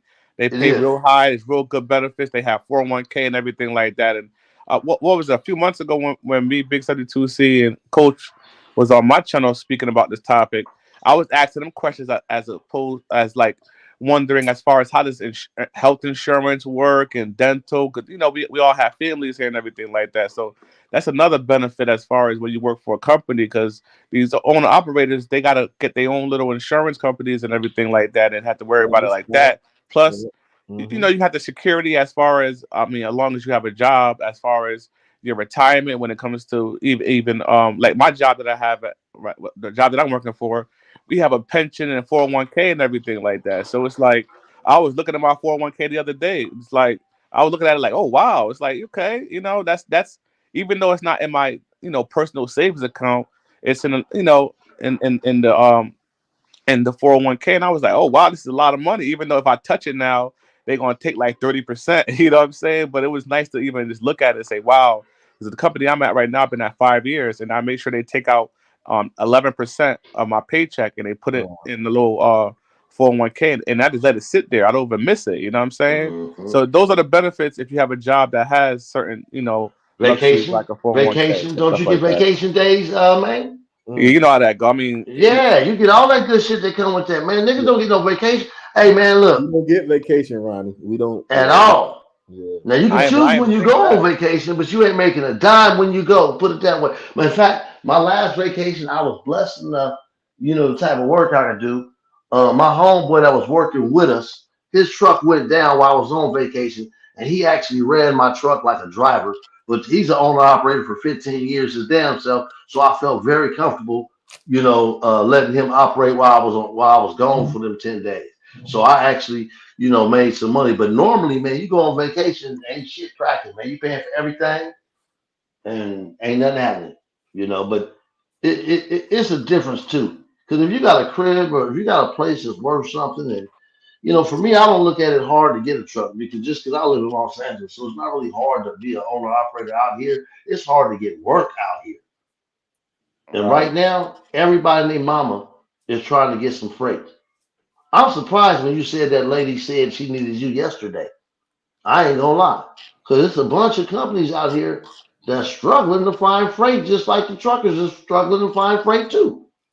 Mm. You know what I'm saying? It ain't just the owner operators, bro. These companies is getting kicked in the ass too.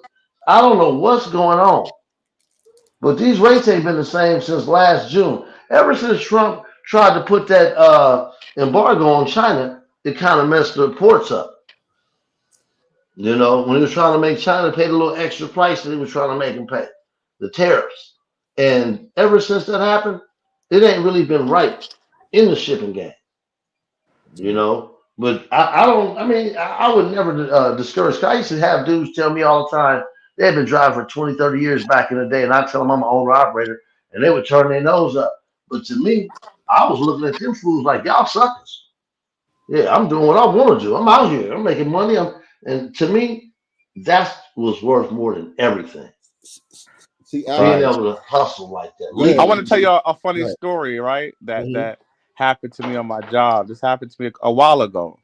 I actually got fired from my job, believe it or Mm. not.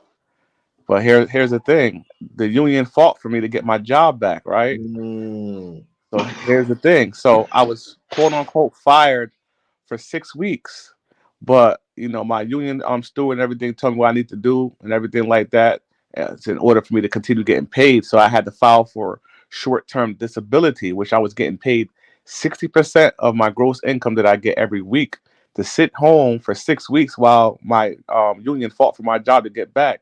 Long story short, I got approved for the short-term disability, and I still had all my like health insurance for me and my family and everything like that. So I sat home for 6 weeks getting paid 60% of my gross income for doing nothing while the union fight for my job back. And 6 weeks later, I got my job back, and I'm back there, and everything is all copacetic. I have no type of points against me and everything. Basically, I beat the case. So that's another advantage of some of these jobs. Make sure that you find a job that has a strong union that's going to fight for you if they try to fire you over some bullshit. That, I was talking about that earlier before you pulled up. That's the Want to advice say I would too. give a lot of people. When I was talking about Walmart, just the benefits when you're working for a real company, it changed the whole game for you. You know what I'm saying? So having a union, man, that keep you in the game. You get with a job and have a union pay scale and all that, you in the game. Hey, man, I seen how them union boys and ladies get down, man. Well, ladies and gentlemen get down, man. Like, we got a refinery out here, right? So I'm like, I'm talking about they did this for a month straight. I guess the refinery fired some people or whatever, man. They stayed outside for a month straight over there, man. I'm talking about either 80 to 100 people. If I ain't even exaggerating, probably 150 people, man. On But strike, right? yeah, they did that for a month straight. They were, every day they there. Yeah, you All gotta through make the your point. Yeah, because they need you. They need you. You got and you got to do things like that in order for the company to take you seriously because they will, take advantage of you. You know what I mean? Absolutely. The best jobs to have in trucking is for the city, the state, the feds, any of those jobs, because they already pay janitors too much to work those jobs. So when they pay truckers, they gonna give you top trucker pay. They gonna give you top benefits. You gonna have a union fighting for you. Your hours is gonna be locked in. I mean, it's just a big difference when you're working for a real company because you can work in trucking for a long time, man, and not just as a regular truck driver and just work for different people, different companies, 3 years here, 2 years there, 4 years there. So when you can lock on to one of these real boys, that's when you start, really being able to see the difference and the change in your life because of the type of company you work for. Like Walmart, them type of companies really get out. Walmart wear uniforms every day. I mean, if you work for a truck company and they got you wearing a uniform, they serious business. I ain't talking about no local company. I'm talking about why you on the road and shit. They got them boys fully dressed down. Mm-hmm. I heard each UPS like facility like warehouse that they go to. I heard each one of them have like a special like truckers lounge where you could go in there, take your shower, wash your clothes, all types of shit up in there. Each Walmart It's a warehouse. I lot, heard that. a lot of them are like that though. You mean the distribution centers have that, That's what I not mean. just the Yeah, warehouse. distribution. Yeah, That's what I meant to the say. The distribution. distribution center. There you Man, but go. look here, homie. You talk about certain places like Walmart. I used to deliver to Walmart distribution center in Johnstown, New York, and the Walmart's is the worst goddamn places to go in the world, man. They want you to sit in your truck. I mean, excuse me, sit in a lobby while they are unloading or doing business on the back of your truck. They won't even allow you to sleep in the sleeper, none of that shit. Oh wow, They I didn't are know that. they don't take your shit until your keys get put on the board, man. And then on top of that, they turn around, they want you at the desk, the front desk, at your appointment time. I mean, and you get there 15 minutes out. Oh man, you should. I was at the front gate. Don't matter. He wasn't right here. Appointment canceled. Oh Man, Walmart wow. do Yeah, not That's yeah, play, man. it's crazy. that's cold. Yeah, Walmart up there, man. And look, that Walmart Johnson. I used to have to go there every week on my little run, man. So I kind of got good. I was bringing donuts and shit to the motherfuckers up in the office trying to get in good and shit. You know what I'm saying? Because I had to be there every week and they do you bad, man. Real bad. And it's hard to know what time to get there because you can't get there too early because then they'll say you too early for your appointment. So, but you might be, it might be 5 trucks out front and you can't get in for 15, 20, 30 minutes. You know, so yeah, this game is strange, man. But I definitely right now it's working for a company is the best part because they got $45 an hour jobs out there in some of these companies Yeah. where they making some real cheese. Hey Ronnie, I mean, if that's your dream and that's what you want to do, brother, just what you do is just keep saving your money, and you're gonna get a truck dirt cheap. And I'm in a Yeah. decent truck. Just keep saving your money, and like you Well, I go ain't, ahead. I ain't gonna lie to you, Big 72. By me getting a little knowledge in a little game, I'm like, man, I don't know, man. That Well, talking- I'm gonna tell you that's right now though, bro. Right. I mean, cause shit, there's $200,000-300,000 years I done had, homie. You feel me? So you're gonna go back up and down, but we just complaining. You just talking to some dudes that's giving it to the real though. But I did that dream that you're talking about. I was 32 when I got my first truck, and man, look here, homie, it changed the game for me as far as a businessman. That's the truth too, because I learned business once I got my truck. I didn't want to be that. Okay, so when I was asking dudes, hey, the money ain't there. I don't want to discourage him if that's something, because I feel like even though this shit is hard right now, I feel like it was the best thing I could do in my life to jump out there and be. And it owning my own business is allowing me to take risk I normally wouldn't take, because working for somebody is safe. You know, and I mean nowadays ain't nothing safe unless you got a situation like Maine. But there's not the government. You have these government jobs and places like that. If you're not locked in like that, companies go out of business on your ass. How about that? It ain't got nothing to do with you. Yeah. The company go out of business. Niggas are struggling out here today. Yeah. You know, so no, but I'm with you though, 72. Young Ronnie, homie. I don't you can take this game and listen. Because I was just talking to another young brother before y'all hit me. I was hitting my young brother up, talking to him about he's about to buy a purchase right now. And you can make it, bro. You just got to work hard on it, man. You know, one time I was out there and I was doing something on my windows of my truck, but I was standing on the tire and my foot slipped. And I came down. This is in the middle of a snowstorm and all that shit on the East Coast. I'm out there driving. I came down to my chin, hit that bar that supports one of the reservoirs for the coolant. And I'm telling you, it hit me on the bottom of the neck. All my weight came down the bottom of my neck and hit that bar. Bang! And I walked around the truck. When I tell you, I thought about quitting so many goddamn times. I walked around that truck, been like, fuck this shit, man.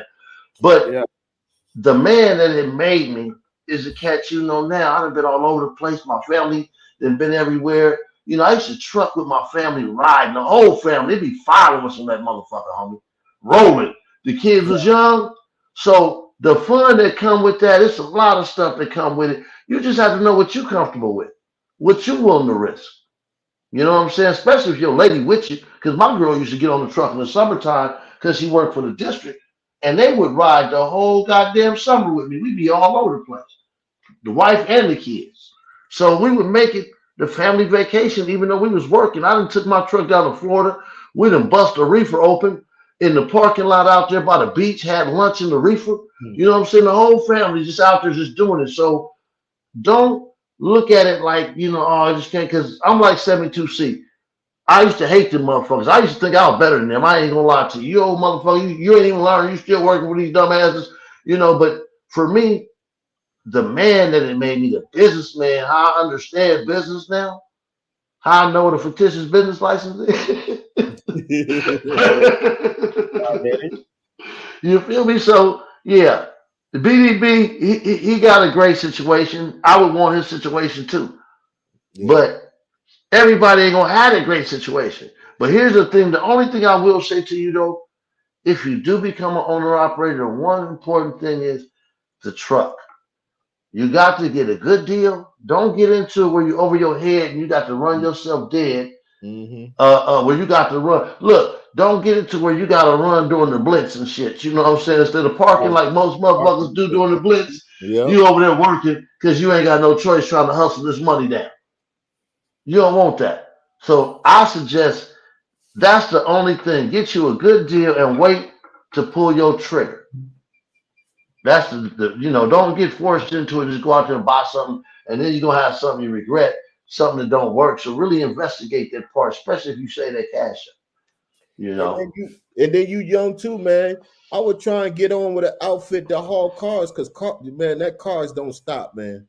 I wish I would have got. And then too, that was nothing I never got into when I was younger, because you got to know how to load the truck with them cars. You got to know how to strap them. It ain't just like driving a car. You got to know a lot of shit. I mean, if you would take your time and run with somebody right now hauling them cars, and learn, and learn though, and learn from. See, the thing is though, the thing is though, that's the thing about trucking. It's just the trailer that switch everything up. From car hauling, flatbed, drive van, it's what you choose and what you're comfortable with. You know, I know some guys that don't want nothing but flatbeds. Yeah. They won't roll nothing but flatbed and freight. But them cats that I knew that was running flatbeds, they was having that paper.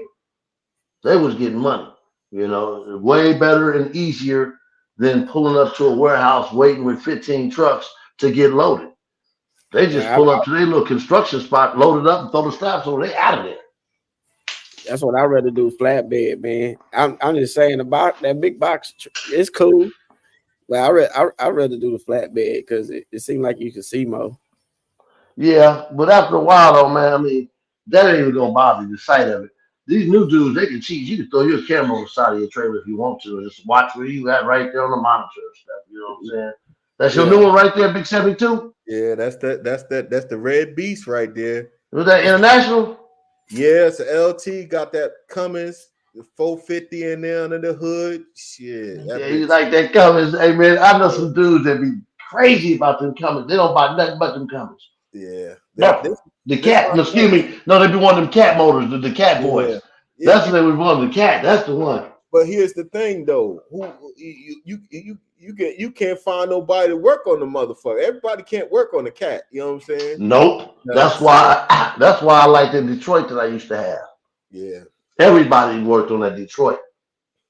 You know. Oh, and that's another thing too. Knowing what kind of truck you want. Because my first truck, I bought an automatic, man. My first truck was automatic, running all over the country, man. I hit them hills, man. I had to be going 105 miles an hour just to hit the other side at 50. You know what I'm saying? So you gotta know what you're doing. Then I bought my grandparents' truck, my second truck. Man, that bad boy would you hit them gears and drop it down, it go. But now working in the city, I wouldn't fucking have no damn stick shift running around the city. I got an automatic. You see what I'm saying? So it just depends on knowing what you want and what you're gonna do with it. So I knew what I was doing with my truck when I bought it. So automatic it was, man. I didn't want no damn knee hurter. My knee already bad. I'm 51, that knee bad as hell. So I ain't gonna be sitting up there shifting the gears and all that. Ain't nothing like sitting over there on the freeway with automatic, boy. That bad boy is filthy. You know what I'm saying? So, but I don't need that power that I would need on the road, though.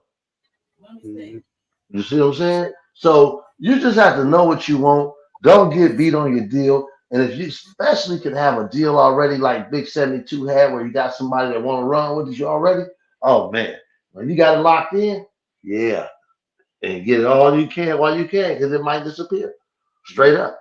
You know what I'm saying? So I'm like 72. I don't want to discourage you, man, but I'll tell anyone, you young brothers, go and get them license. so you can get locked in. Because you know, when you say, for instance, in the trucking business, you're looking for a job, right? Man, jobs find you so quick in the trucking business, it ain't even hard to find, right? Especially Right. out here in the city. But now they got some jobs that, like, say for instance, where you go to temporary services. When you a truck driver at temp services, you don't got to go wait on site for no damn job. You call them the night before and tell them, hey, man, put me on the list. They gonna hit you, have all your shit ready to go, and you ain't gotta do none of the stuff that other people do. But Mhm. that's our young people thing. We need to make sure we get us some type of certification so we're not just sitting around these warehouses waiting. Right. You know, I don't care what it is, man. Lock in on plumber. We got so many different things. It could be trucking. This is just easy, quick, man. But for my youngsters, yeah, this you can learn the truck. But like I told 72, trucks gonna be driving themselves in a minute. Yeah. Yeah. You know what I'm saying? They're gonna be driving themselves too much in a few years. So some of these guys are gonna run into that if that's young. And like my son and them guys is just starting out driving. So this is not the recommendation I give to them because at 45 years old, they're gonna look around there and their job gonna be trying to replace it. Mm-hmm. You know what I'm saying? So but us dudes right now, we can ride it out. You know, but I'm glad that you what'd you do before you started this here, Ronnie? Oh, you know, Oh, I did a little, okay. I did a little driving. Not too far though. Mm, Killeen and Waco, but you know, I just been, doing like city job, working for the city and stuff like mm. that. Because like I said, I've been trying to stay a little local. It's different. It hit different when you got little children at the crib. You know what I'm saying? That's why I asked you that earlier. First question I asked, you got family? Because, you know, them kids, they keep pulling you toward the house no matter what, man. Yeah. You know, even though you as a man, you ain't got no family, homie. You know, I used to look at trucking like selling dope. I'll be out here moving weight. I'm moving weight, man. You Mhm. know, and I would get down like a dope, man. I might not shower. You know, where some dudes is running to the truck stop to take a shower. Man, fuck that shower. I step out there and do me a little whole bath on the side real quick, man. I'm not tripping. I'm sleeping at the drop, the delivery order pickup. The workers used to have to knock on my truck door to ask me to move so they could park. That way I know to get up and I'll be the first motherfucker there lined up, ready to go. You know what I'm saying? So I was moving that hustle like a hustle life. And if you single and doing that, oh my God, you can really make some money because you ain't got no, you ain't gonna worry about having no car note. You ain't gonna worry about no house note. No. Yep. None of that shit. Man, and you can have everything on the truck. Nowadays too. Like I had a PlayStation and all that shit. I was cooking back then. Mhm. You know what I'm saying? I real talk. I had the regular PlayStation, the internet pumping through. I had to look, man. Look, I was getting it on the truck, homie. I was cooking full meals out there, steak. I used to put them on Facebook. My Facebook go back 10 years. You see whole meals I done cooked out there on the road: steak, potatoes, vegetables, and shit. I used to be able to cook a breakfast. I had one of them skillets. Shit. Hey, Ronnie, Coach used to open up his hood to his truck while it was still hot and put some aluminum foil on top of the engine and just No, fry his eggs like that. oh, you used to No, do that, Al. no, dog, no, man. Oh, And he used to put the Hey, bacon on the back of the exhaust when it get just right. I had that inverter up in there, homie. Let me tell you, the most important part of the truck to me was the inverter, homie. Soon as I got a truck, I had to get that inverter. Soon as I got it. Man, I used to be Hey, out there with the microwave. I ain't Hey, yo, lying to you. Ronnie, anytime that Coach saw roadkill on the road, he'll pull over and say lunch. He hating. Hey, BDB gonna hate on the player. And for the record, I'm gonna tell y'all something too. I what's didn't up? eat no beans and shit on the road, homie. That's the one thing where I made a super demand for. I ate good. I never even ate at McDonald's and shit out there. I either ate at Ruby Tuesdays or Applebee's. My shit was upgraded. I didn't eat that bullshit like everybody else was Hey, eating. Ronnie, Nah, Coach used to yeah. keep some synthetic marijuana on him, some synthetic what they call synthetic urine with him to pass his P test every time too. nah, that shit don't work. They know that shit ain't real, man. Look, I had a partner that did that got caught. The youngster, BDB, you remember a little young partner that I had that was trucking around here with me? Yeah, the He homeless guy. got Yeah. that stupid motherfucker. He don't know the motherfucker. He had a truck. Anyway, the little youngster that met me right when he bought the truck, he was listening to everything I said, man. He was making money, did everything. So he wanted to work for this new company, and they told him to go take a piss test. And that motherfucker ran down there with some deer urine, And the broad, as soon as she took it, she looked at it and was like, man, if you don't get the fuck out of here. This old bullshit, this ain't piss. He went in there with that bullshit. I ain't know in the world I went with that, man. Hey, yo, Nope. Ronnie, coach used to heat up his urine inside the microwave so it be so it could be perfect temperature. But he used to I go to did the that, bro. it went to the Allegedly. examiner and the urine Allegedly. was bubbling. Allegedly. Hey, that's one thing Allegedly. I do with that DOT, man. I do not play with them, man. Like, cause like I became. I ain't gonna lie to y'all, man. That's something I got good going on. You feel me? I ain't trying to fuck it up. You know what I'm saying? Man, you got to the point where the only police I'm scared of is the DOT. Fuck these city police. I ain't even scared of them motherfuckers. If you ain't got a DOT certification, I ain't tripping. But I'm petrified of them motherfuckers that got that certification, boy. I ain't gonna lie to you. Mhm. Out here, they don't, you know how you go through the scales? In California, our scales are manned by mechanics. They're not even real police. They Mhm. pure mechanics. They train to just tear your ass up. Then they go give what they find to the police and they come out and write you a citation for it. That's crazy. That's how bad it is out here. They ain't playing. Dang, them boys upgraded the system. Mhm. Yeah, fuck paying the police. We got regular mechanic out here. Yeah, is it true that the CBs, like people don't be on CBs anymore? Is that true? I don't have a CB. I don't fuck I with don't, well, the little job I'm at, ain't got no CB. They got walkie talkies when we in range. I've never owned a CB. All the years Okay, I've so been trucking. CBs is a thing that's out All the outdated years now. I was trucking. Obsolete. But yeah, but before though, my partner though, when I first started driving, like the first 6, 7 years, my partners was serious about that CB. They used to get mad at me for not having one because they said that's how they get the information on what's down the road. You never know what's going on. But nah, Cell fuck phones tell that. you that nowadays. Shit. Thank you. Thank you. Thank Yeah. you. And I've things been like this that we have here, these are like, chat lines that people do. Like, I'm sure there's trucker channels and everything where people get on StreamYard, they talk trucker talk all man, night and hell, stuff this like would have that. been incredible when I was driving to have this, man. This would have been so cool. Because there's a lot of late nights out there. You know what I used to have that was a must? XM radio. That was Right. like the shit when I first got my shit. I had to have XM. Yeah. Yeah, series and all that shit. That was like, oh man, but yeah, I started when the internet before, when I started, they didn't have Wi-Fi like that. It was like you would have to go to the truck stop to get their Wi-Fi. Park by the, and pay for the truck stop Wi-Fi. And then my wife, she got me the little Verizon piece that go to your computer. And I could use that. And then it started going with the generations from that. But when I first started, man, they didn't even have regular, you had to stop at the truck stop just to get online. Wasn't all this traveling Wi-Fi and shit. Now, so you go back. I remember I had to switch up. Who the hell that was? Sprint. Because when I went out west, I would not have a cell phone signal. That's what I got this phone number now from Verizon. You go out west and you wouldn't have cell phone you don't have signal till you came back on the East Coast. It was crazy. Yes. Man. I had two I'm cell sorry phones. to cut y'all off. I'm about to recharge my body for work tonight. I'm gonna holler at y'all. Salute to you, man. I think we doing the uncles tonight, maybe. Yeah.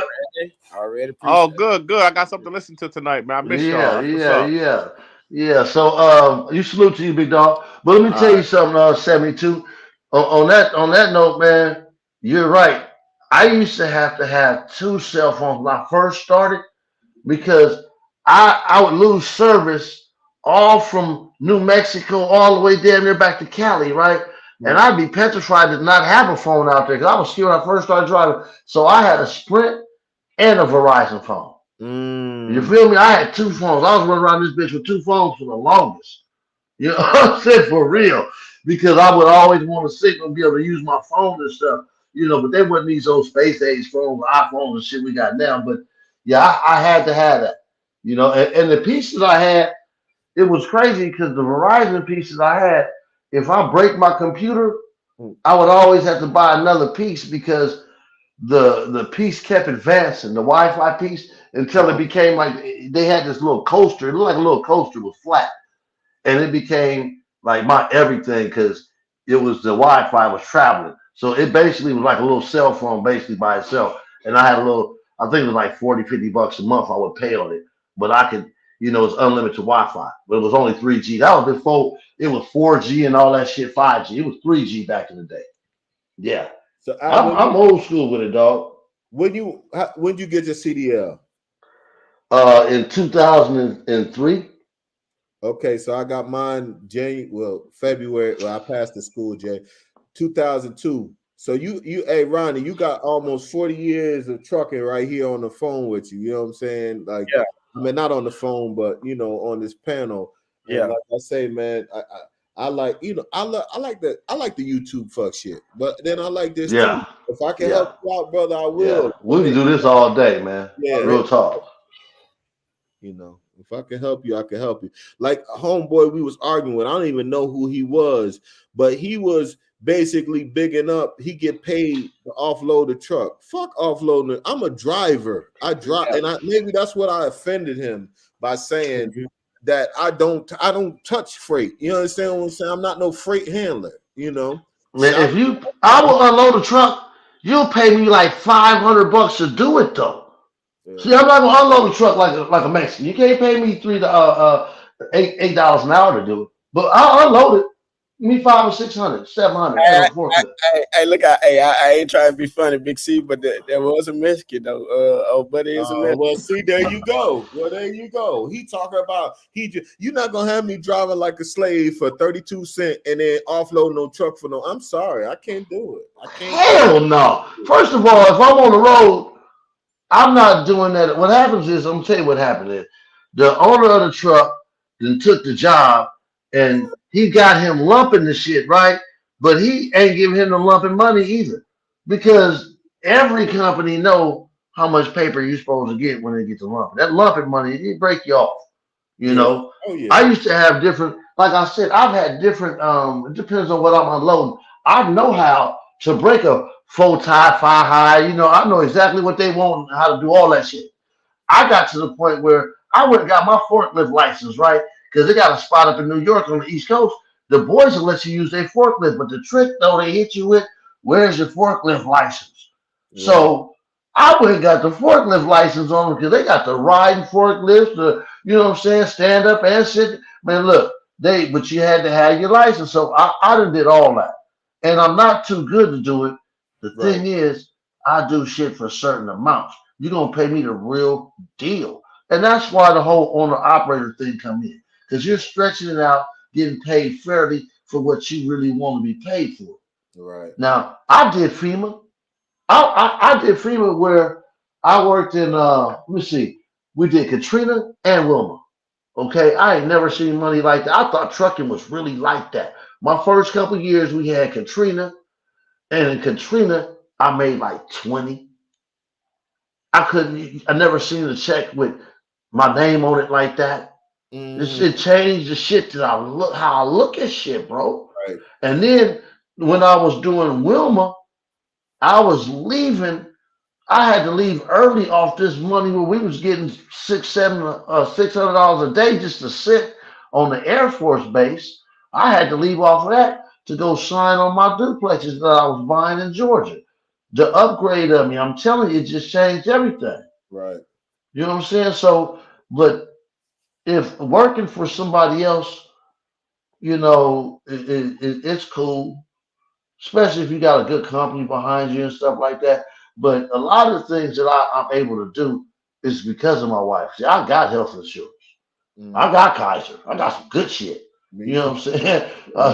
I got all that good shit, you know what I'm saying? Because the wife worked with a school district, so it's a whole different get down for me.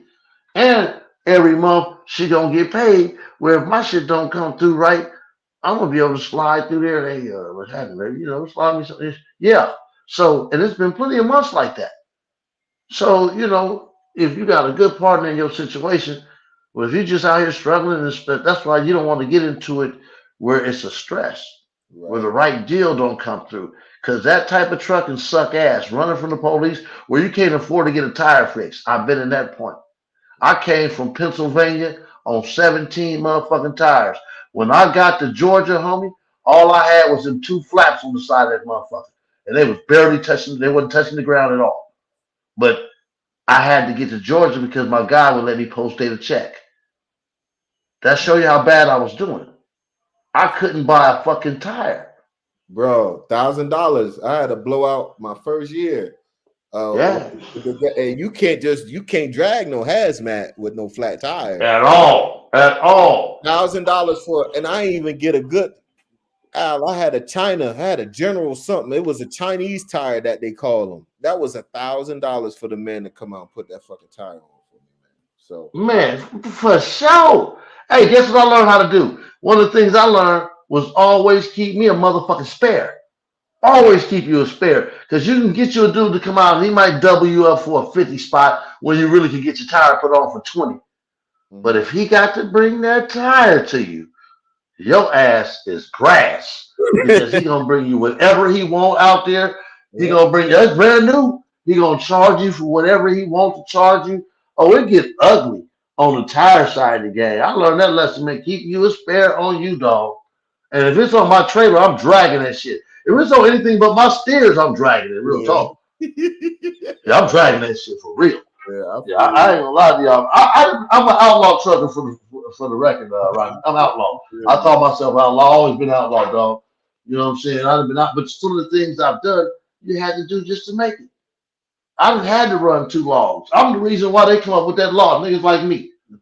Cause I was running 2 logs, and when my wife would get on the truck, I sent her, she get her permit so we could use her hours too. Yeah, hey, I used to do that too. When I came out of the trucking school, older white dude, man, he was cool as hell. He showed me the ins and outs. Man, we were running 2 log book, man, and that was a bad habit that I picked up from him.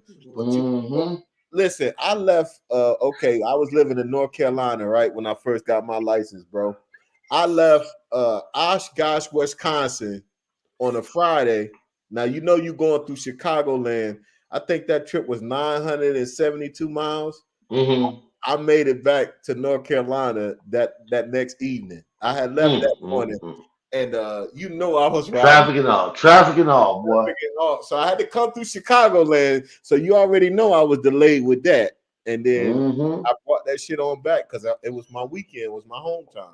But I ran the hell out of that shit. That you know what that used to happen to me in New York because I told you I would leave from Atlanta with a good load, and coming back from that was the whole deal.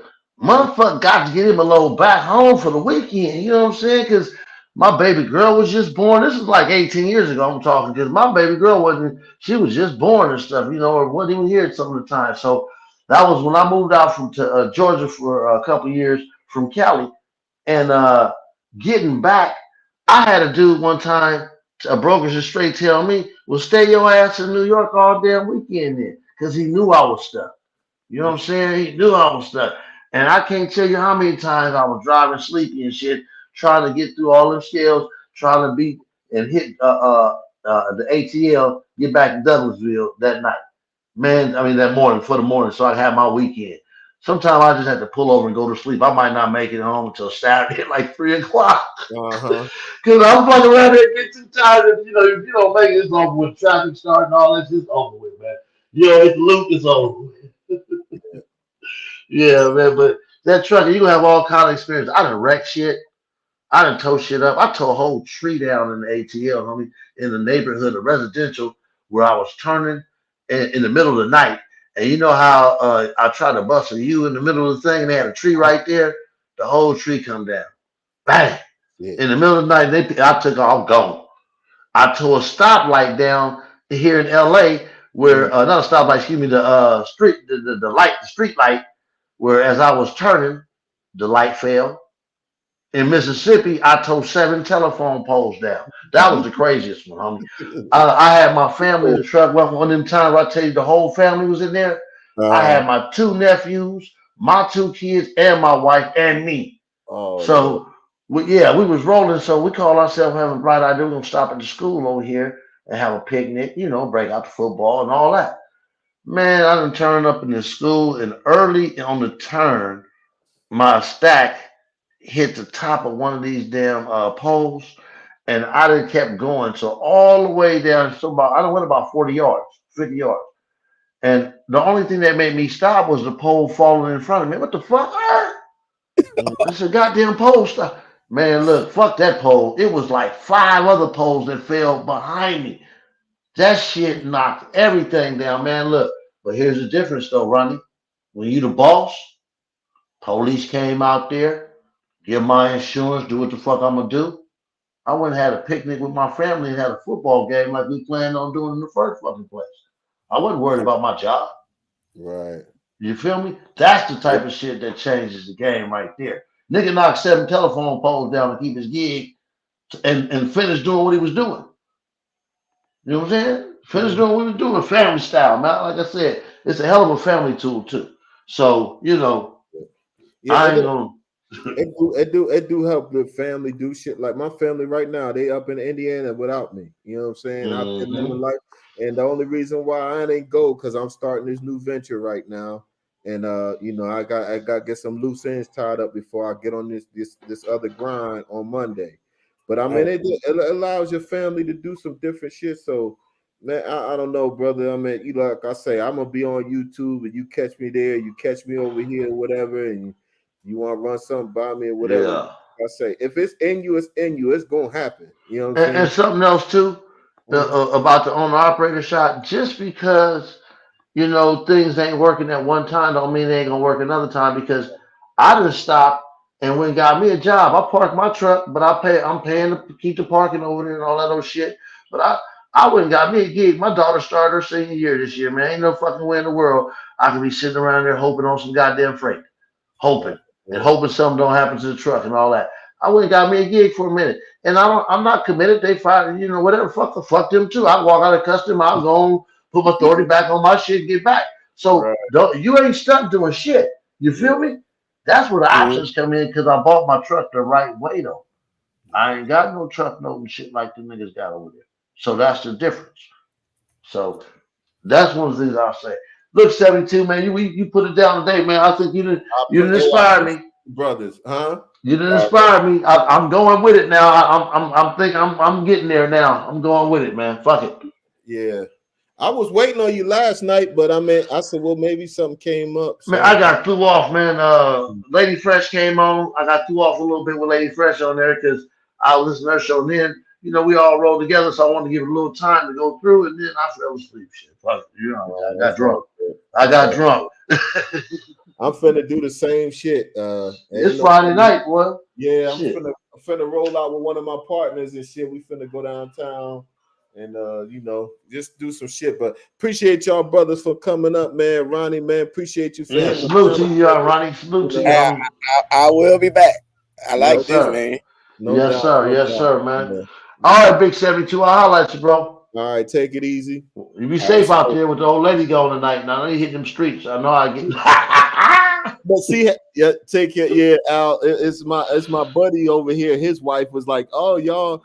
She's like, "I'm not gonna tell on you." I was like, "Well, I already told I was going out. I already told the boss. I mean, I don't do shit without letting the boss lady know." So she, Man, look. And first of all, this is the thing, though. See, when you do what you're supposed to do, you know what I'm saying? Didn't you just say she got her feet kicked up and they chilling? You take care of the business. You think she gonna get mad at you? Hey, as long as you take care of the business, this is what it takes to make Big 72 run. The man got to be able to go have a sip every now and then and kick your feet up, man. So salute to you and have a good safe time tonight, yeah, that's what it is, Al. She don't want me to get too drunk out there, but no, but you know better than that, though. Look, if I was you, I wouldn't even drive, homie. I don't know about you, but this is what I do. Uber. There you go. We gonna Uber this shit. Yeah. So. There you go. That's the saver, the trucker saver right there. I never drive like that when I go out. Fuck that. If I know I'm gonna get lit, the last thing I'm thinking about is driving, man. Yeah. I'm going to the game this weekend. I'm gonna go see the Lions and the Chargers play. That's where I'm spending my money at. It's fun, man. Y'all have fun, man. Yeah, definitely. That shit with my boys, but y'all, take it easy, Al. Yes, sir. Salute to you, homie. Appreciate you, bro. All right, take it easy. All right, everybody. I appreciate everybody that hit the panel. I appreciate everybody that was in the chat.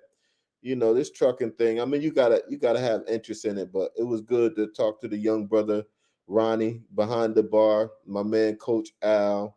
Appreciate y'all for pulling up for your boy. I mean, and shout out to my subscribers. It looks like I got 89 subs right now. Shout out to y'all. For me, it ain't about numbers, it's about information. You know, sometimes you need a break from the fighting and cussing and fussing and stuff. sometimes you just need to, you know, just to get in bond with some brothers, you know, and that's basically, excuse me, what it was. But hey, you catch the replay, gang, please, you know, hit a like for your boy. And if you ain't subscribed, please subscribe to the channel. You know, it's much appreciated. Oh Lord, Mills, don't you start. Don't you start. Well, shout out to you, Mills Lane. I ain't even going there. I ain't even going there with you. Ain't going there. But thanks everybody for coming through. The replay gang, you know. Shout out to y'all. And I'm out. Y'all take it easy. Be safe out there. Peace.